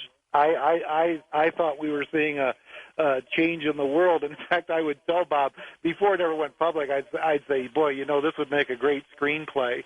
And in fact, right after he got caught, I was going to put material together to write a book, and he knew I had done some screenwriting in the past and gone to screenwriting lectures and courses and things like that. And he said, don't write a book. Why don't you write a screenplay? And like you said, I wrote the screenplay. And, of course, that movie's almost been made 4 or 5 times now, but always falls through for through the millions of normal Hollywood reasons. And but, yes, I did think this. In fact, I was talking to John today when Bob was in the program, and when he started telling us some things, and when he started hinting around about taking us out to see the disc test, he'd tell me about being with his partner, and I'd say, well, what's his name? And he goes, I don't know. And I'd say, well, don't they have those name tags on just like you have that you pick up when you go to work? And he said, yeah. And I said, well, if I were you, I'd start noticing some people's names just in case things go bad. And because Bob's got a bad memory anyway, and he would work there and be so absorbed in what he was working on, he'd see a number of people with name badges on and wouldn't even notice what their names were. And I convinced him to start looking at people's names, because I did think this would be a worldwide story, and it would certainly be helpful if you could locate any of these other people to corroborate what Bob was saying.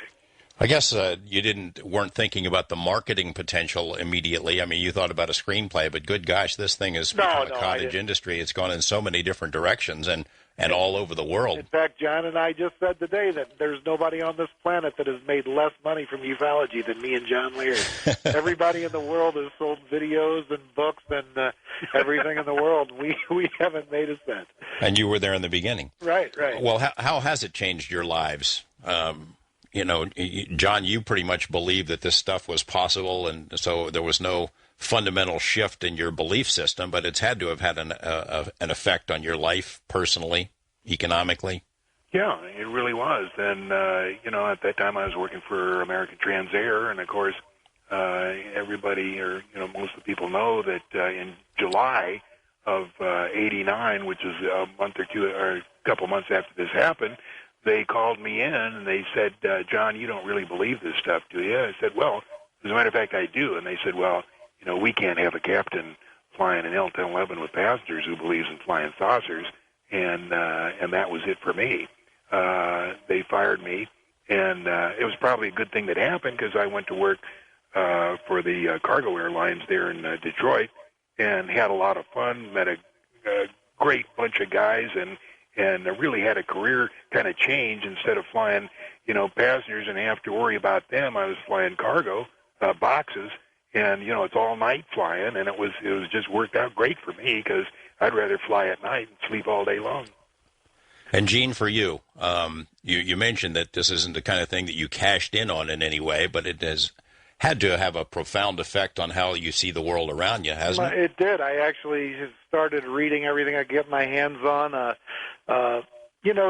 Again, with me, it's the basic of questions of man. Yes, gravity propulsion and antimatter reactors, and that's interesting to a degree, but, who are we, where do we come from, where are we going to, life after death, God, the basic questions of man are what I'm interested in, and I think if anything, with knowledge comes unhappiness, and knowing where we stand on the interstellar food chain, and not necessarily believing anymore that, you know what I mean. Knowing where you stand on the interstellar food chain, I'm pretty much back down for. I was born and raised a Christian and went to a Lutheran grade school, and I'm all the way down to life as a series of chemical reactions, and of course.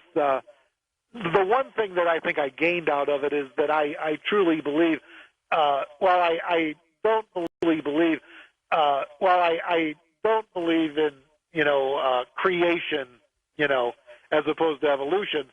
I don't believe in straight line evolution either. I believe that, and this has gotten around a long way since I grappled with this in the late 80s, but I believe that man is a product of externally corrected evolution, which is part of the things Bob has read in those reports out there. In other words, that man's straight-line evolution was intervened by a non-deity catalyst.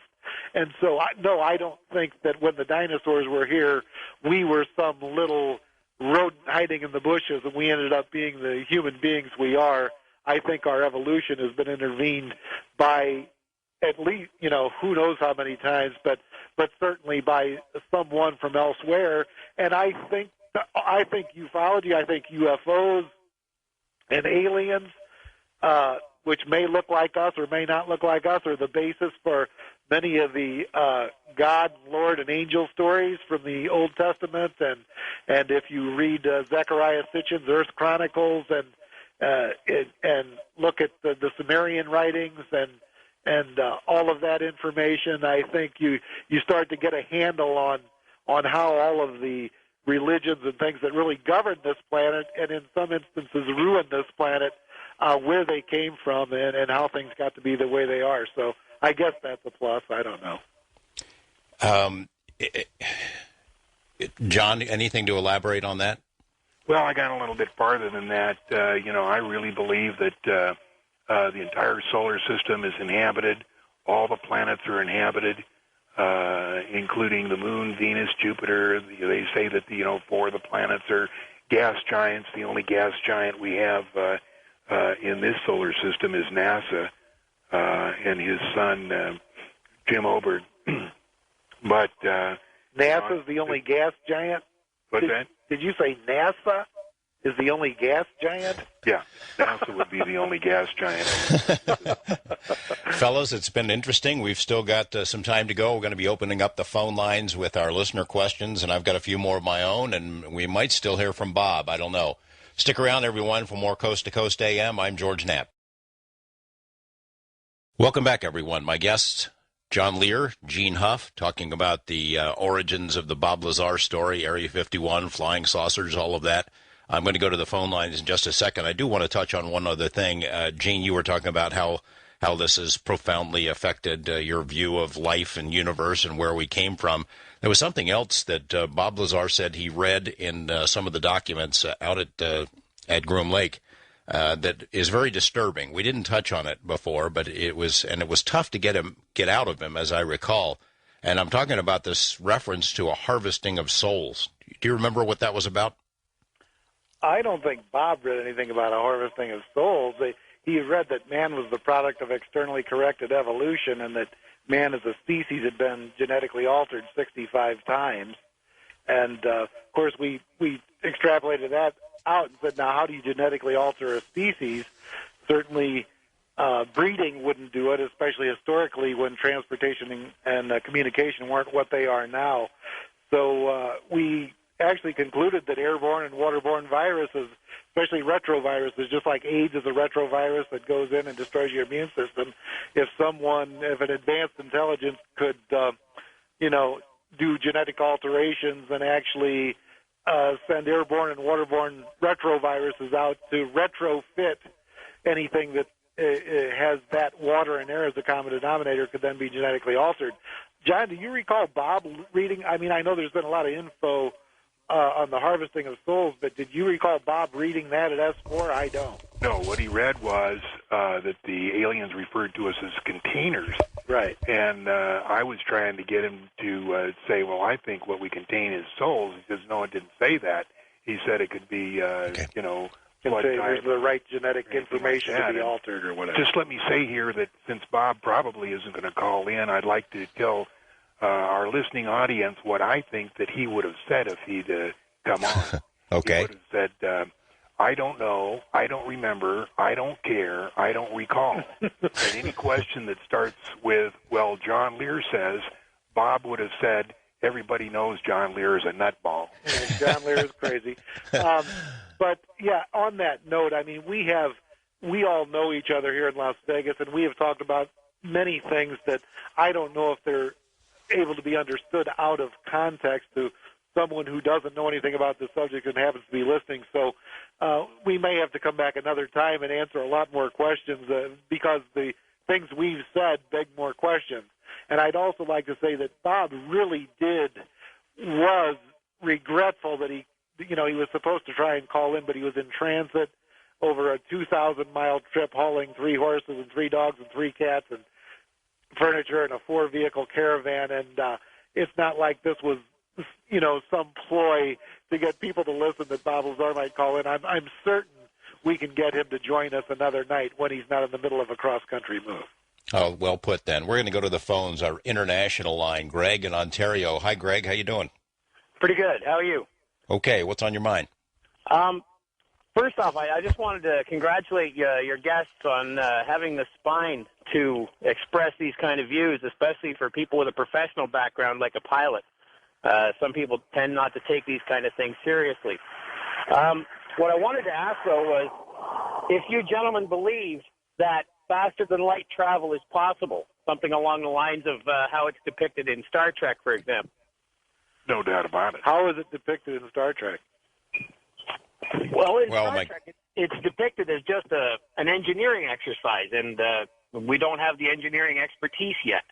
Well, yeah, I'd say we sorry? do believe that that's what Bob Lazar learned, is that distorting space and time rather than flying at a significant percentage of the speed of the light in a straight line in a linear mode. They actually distort the space and time that between you and your destination. Similar, I guess, to creating an artificial wormhole. Would that be a good radio demonstration? I don't know. But yes, that you can distort space and time, and ultimately you did travel faster than the speed of light, although you never flew faster than the speed of light in a straight line. John, you want to tackle that as yeah, it does. John, you want to tackle that as well? Well, basically, we think as outer space is a nothing, that is just a cold thing, nothing's there. Actually, 1 cubic meter of space contains 1 hydrogen atom. It's actually a fabric. You could take this and push it and pull it and distort it. What they do with the gravity amplifiers is to pull that space towards them, wrap it around the craft, turn the gravity generator off, and then you're instantaneously hundreds and thousands of miles away from where you pulled that space. You unite or coalesce or join with that particular piece of space, and what they can do is recycle that generator every 12 milliseconds. So if you can travel hundreds of thousands of miles every 12 milliseconds, and you multiply that by how many milliseconds are in, how many 12 milliseconds are in a second, then times a minute, then times a day and a year, you can go a pretty long distance in a pretty short time. By the way, Earth scientists know that gravity distorts space and time. That's how the old experiment they did where you could see stars behind the sun during an eclipse. That's a famous experiment. So we know that gravity distorts space and time. What we don't know is how you can generate an artificial gravitational field. And this is the info that the aliens brought, how you can, when you can do that, you can distort space and time into a much greater degree than that, caused by a star or a planet. Greg, thanks for that call. We need to take a break right now. We'll come back with more of your calls for John Lear and Gene Huff right after this. Stay with us. I'm George Knapp on Coast to Coast AM. Welcome back, everyone. I'm George Knapp. This is Coast to Coast AM, talking with Gene Huff and John Lear about Area 51, Bob Lazar, flying saucers. You know the story. We're going to go to the phone lines east of the Rockies. Davis in Kentucky. Good morning, Davis. Good morning, gentlemen, and bless you all. I was thinking back, it's been years ago, but Art had, I thought, Bob on, and they were talking about the 118 element, and somebody called in and said that there was a Microsoft encyclopedia that you can buy called Encarta or something like that, that in the physics section, 1976 or something, there was an article in there about that. And apparently it had been discovered on a meteorite that came in, naturally. And some other elements had been discovered. I don't have the article. I don't have that kind of money to buy that. But anyway, this guy described that they discovered up through 124 naturally on Earth, someplace in Africa, through spectral, technology. I don't know. Leave it out there with you. I've never heard that, and I would think that would be some of the biggest news in the scientific community. I've never heard a whisper of it. Have you, John or George? No, that's impossible, not on Earth. It has to be a solar system. Well, he said it came in on a meteorite. So. Well, that's interesting. Maybe we'll have to look for that that article and see what the origin of the story is. But for it to be stable and have a handful of it in a meteorite, I have my doubts that that's probably accurate. But maybe maybe there's a piece of truth there, and it's just a little mixed up. Thanks, Davis. Appreciate it. West of the Rockies, Dale from here in Las Vegas. Hi, Dale. Hi. I was just wondering, I've read the stories about the flying saucer that Bob Lazar observed, and I'm wondering, where are they now? And if the government has them, why wouldn't they use them? Because I can imagine all kinds of good uses for them. Where do you think they are? John, do you think they're at the new Area 51 you were talking about? I think they're probably at the new Area 51. I don't think they'd use them. They're very careful with, what they do with them. I don't think that we use them for, going anywhere or transporting. I think they're still studying them. And if they can glean any technology from it, they're going to use it on a craft or in any capacity that would look normal to any earthling. If they don't fly the craft themselves, if they learn something from the craft that can be used in another craft of a more acceptable shape, so you could operate it in broad daylight without being under suspicion, that is probably what they do. Who knows? They might be using them for something they haven't told us about. And I suppose if you used them as, for example, in a war, in a theater of war. The technology that Bob worked on with those flying saucers is certainly far advanced. We have our own anti-grav technology, which we developed between 1953 and 1955. My father was a major contractor on that development, and through his company Lear Incorporated. So, we had anti-grav, a form of it, in 1955. That's why you never see anything in the news on how we're progressing on anti-grav. We already have it, but it's a secret. I guess the danger would be if you use it like in a war and somebody it's shot down, then you got some explaining to do. Thanks, Dale. Thanks for the call. First-time caller Robert in Arizona. Hi, Robert. Hey, Mr. Knapp and your guest, good evening to you. Thank you for taking my call. Sure thing.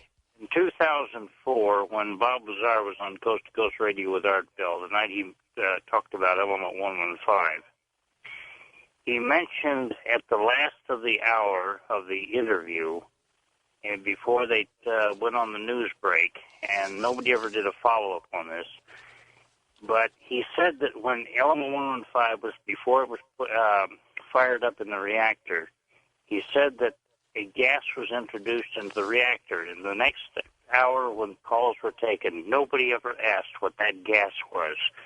Now, the gas was just the matter that the antimatter interacts with. It's put in a tuned tube. The antimatter, like I know this, I'm just saying this is as Bob has told me in the past. After the 115 is bombarded, this is all a closed system. The 115 is bombarded, turns to 116. It decays, releases antimatter. The antimatter travels down a tuned tube, meaning, I guess, what's a tuned tube? Whatever forces, magnetism, electromagnetic, so it doesn't explode because the tube itself is made out of matter, okay? So it travels down a tuned tube, and it interacts, the matter that it interacts with to cause the antimatter matter explosion from which the heat is turned to electricity, that matter is gas. That's what the gas is. So I don't think I don't know what gas that was. It could be hydrogen, it could be anything. It's just that's the matter target that the antimatter explodes with. Does that answer your question, Robert? Robert's gone. We're going to move on. Our wild card line, Roland in Boise, Idaho. How you doing, Roland? Hello, Roland. Are you there? I'm here, George. What's on your mind? Well, thanks for taking my call. Sure. And I'm proud to say that I've read transcripts of all your interviews with Bob Lazar over the years, and so I've kind of started this back in the late 70s.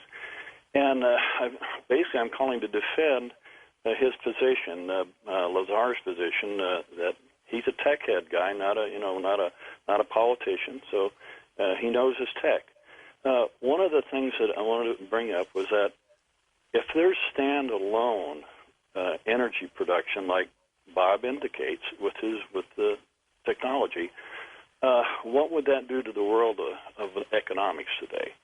When you look at ExxonMobil, who's produced record profits more than any other company and any other industry ever over the past year or so, these people would not want a standalone energy producer that can power cars, electric for homes and factories. They've got a good thing going, and they're not going to allow the status quo to be disrupted. So that's why I'm saying that when you see some of the movies where people's identities are all messed up and credit cards are deleted and things like that, these people have the power to do that, and I think that's exactly what they've done to Bob Lazar. But would either John or Gene? Mr. Huff care to expound on how this standalone energy might affect our world of economics today? John, you want to tackle that one? Yeah, of course, it would everything would collapse if we were able to use all that. It's the same thing with oil. Oil is abiogenic, which means it's self-produced. It's not made of dead dinosaurs. There's plenty of oil all over the place. We have the greatest reserves of oil under the United States. It's just they want us to think that that we've peaked oil and that we're running out, and and that we've got to be careful. That's all baloney. We've got all the oil that we need. George, I would just say I think this gentleman's right. I mean, the essence of that is where there are people, there are problems. There's greed and other concerns, and so yes, something fantastic that could be a wonder for all of us to grasp and enjoy in our lives could very well be kept from us because of greed, as tragic as that is. So I think he's absolutely right. Well, if it's real, if the technology exists and we've got it, that might be a very plausible reason for the cover-up, is just not to upset the economic apple cart. Thanks for the call, Roland. Wildcard 2 line, Bill in Texas. Hi, Bill. Hey, George, how you doing? Okay. Wonderful show tonight. Thanks. Yeah, I have a comment and a question for your guest. Earlier I was listening to, several years ago, I guess, and they were talking about when Jackie Gleason went to Homestead Air Force Base with President Nixon at the time to view dead alien bodies. That's the story. And anyway, just as a curiosity feature, I was stationed there about that time. Of course, I didn't see any dead alien bodies, but there were some. There was one story of the southern Miami area and Homestead Air Force Base being hovered over by UFOs 2 particular nights, and they sent aircraft up to investigate. And I don't know what became of that. But anyway, I did get on Google and Googled that and checked that because I was unaware of Jackie Gleason going down there to check that out. But I found that very interesting. And my question is, what do your guests feel as to 2012? What do you think? What do they think might happen, if anything at all? And I'll hang up and listen to the responses. Thank you very much. Thanks, Bill. Let me take that. It's sheer baloney. There is no Planet X. There is no Nibiru. And if there is, it's not going to cause any problem. Whoever is running the show here wants to keep us in a state of anxiety and worry, and the world's going to end. But all that's baloney. By the way, if you come and go, just like every other day that's been. By the way, if you read, if you're referring to Nibiru and the Anunnaki from Zecharia Sitchin, if you read Zecharia Sitchin's new last book of that Earth Chronicles series, End of Days, I got some bad news for people like me who were hoping that it would be close enough. First of all, if the gods of Eden, they don't need to wait for Nibiru to get back here. They could fly here if they just wanted to come here. So they don't need to wait if that planet exists in a comet 3,600-year orbit around our sun. Though the Anunnaki do not need to wait until it gets close so they could visit the Earth. Certainly, if they had that type of technology thousands of years ago, they certainly have it now.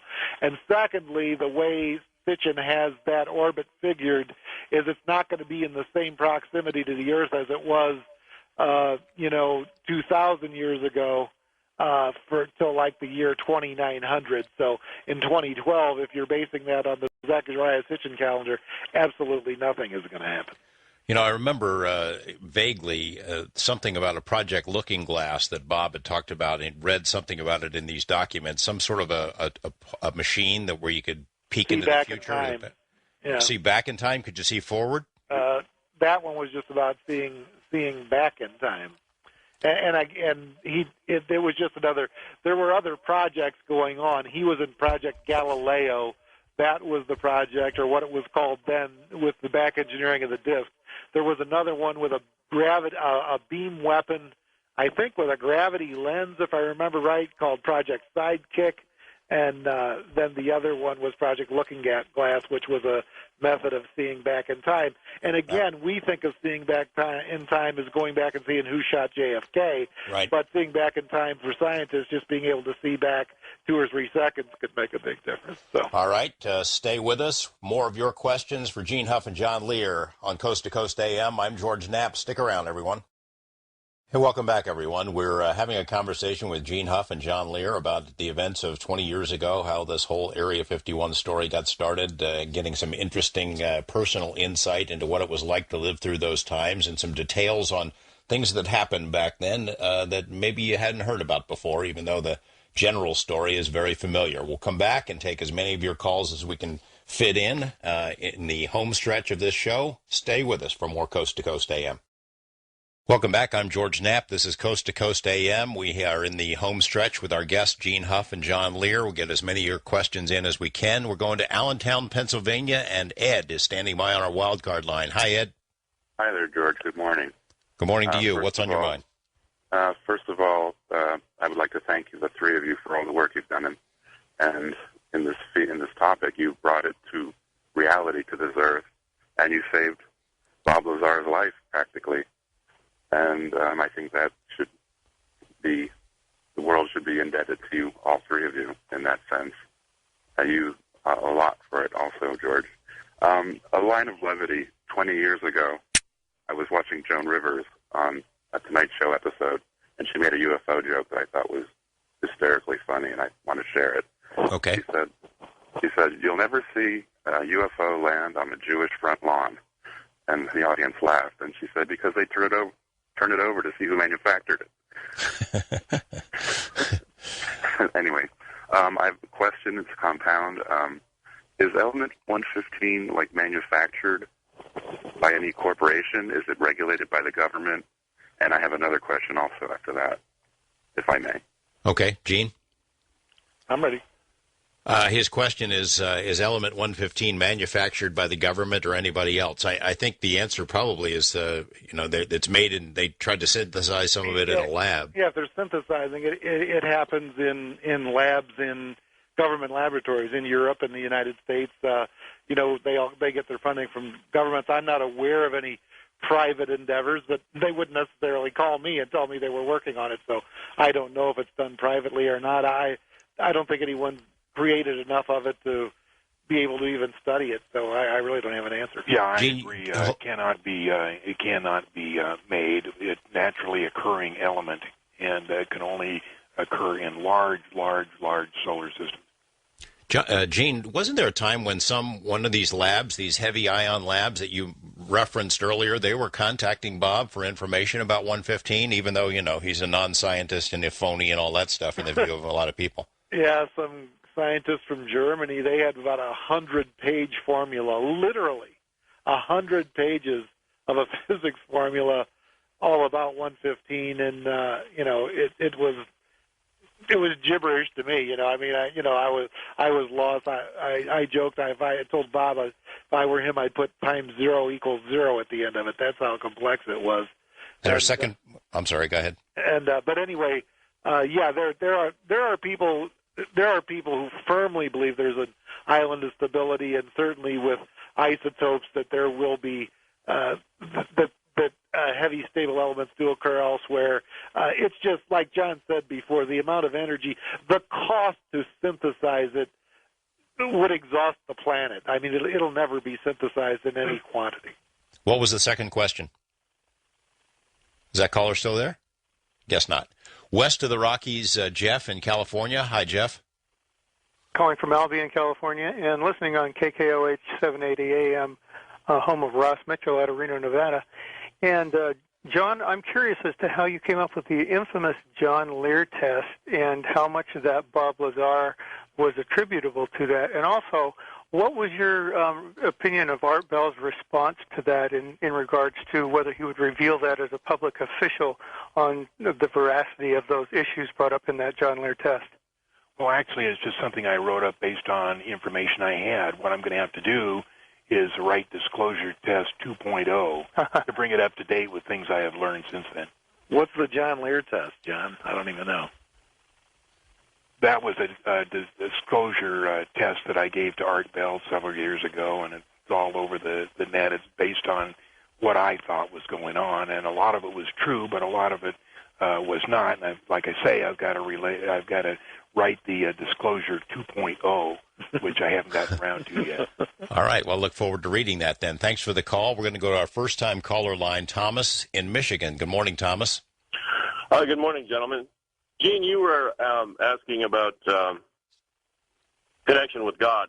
If you took a look at the book of Psalms and realized that it's a timeline that has been describing events at a rate of a chapter per year for the last 100 years, I think you'd catch on. Take a look at Psalm 74 where it talks about Leviathan.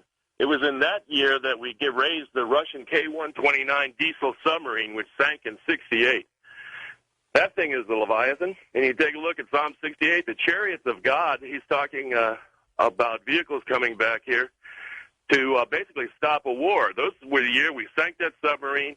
We had missile disruptions throughout the entire United States as Russia because they were getting too close. Well, if that makes sense to you and you're at peace with it, then you're a lucky man. Okay, well, I think it would be very helpful because, the Psalms work as a timeline. They explain everything that's going on. We have 9/11 in there. We have the 91 Gulf War in there, World War II, Holocaust, the atomic bomb development in 1945. All the things that you're talking about are being explained to you right out of there. I don't think Gene wants to argue with you. The point being that you're good with it, and he sees things differently. But I thank you for the call anyway, Thomas. Thank you. Wild card line, William in Florida. Hi, William. Good morning, gentlemen. Morning. My question to all of you, I don't know if it would have come better at the beginning of the show or maybe it's more appropriate at the end. For years now, as I've observed ufology and the fascination with flying saucers, I always go back to what's referred to as the original flying saucer sighting by Mr. Kenneth Arnold around Mount Rainier, Washington, June 24th, 1947. Mr. Arnold made a comment saying that described a boomerang-shaped object that skipped like a saucer but did not look like a saucer. Flying saucers, from what I've seen, have never been seen prior to him saying flying saucers. And I know several of the gentlemen there are pilots, as am I, and you know that a flying saucer per se is a aerodynamically inferior design. If it was a good design and it would work aerodynamically, the space shuttle would probably be a flying saucer. I'm very interested in your response to that, and in your opinion, is all this flying saucer stuff, for lack of a better term, could it be based on misinformation from the very beginning, from 1947? Well, and first, what you're saying isn't true. If you take a look in videos and books and printed information about objects in the sky in antiquity, in centuries past, there are saucer-shaped objects in that people have seen in the sky long before Kenneth Arnold. Yeah, I agree with that. So what the paradigm you're setting up is not correct. The other part of it is aerodynamics even a factor in building a saucer? No, they're not flying through the wind with a winged aircraft. I mean, the I don't want to start a moon argument with John, but the moon rovers didn't look like a 747 either. You know what I mean? They weren't flying in air in our atmosphere. So. Thanks, William. Appreciate the call. Mike in Indiana, also on a wild card line. Good morning, Mike. Morning, guys. And just to add to that previous caller with the disc shape, take a look at a Frisbee. They're round. Good point. I got a question for you guys. And I don't know if you're going to have an answer for it or not, but you probably will. Who invented nanotechnology?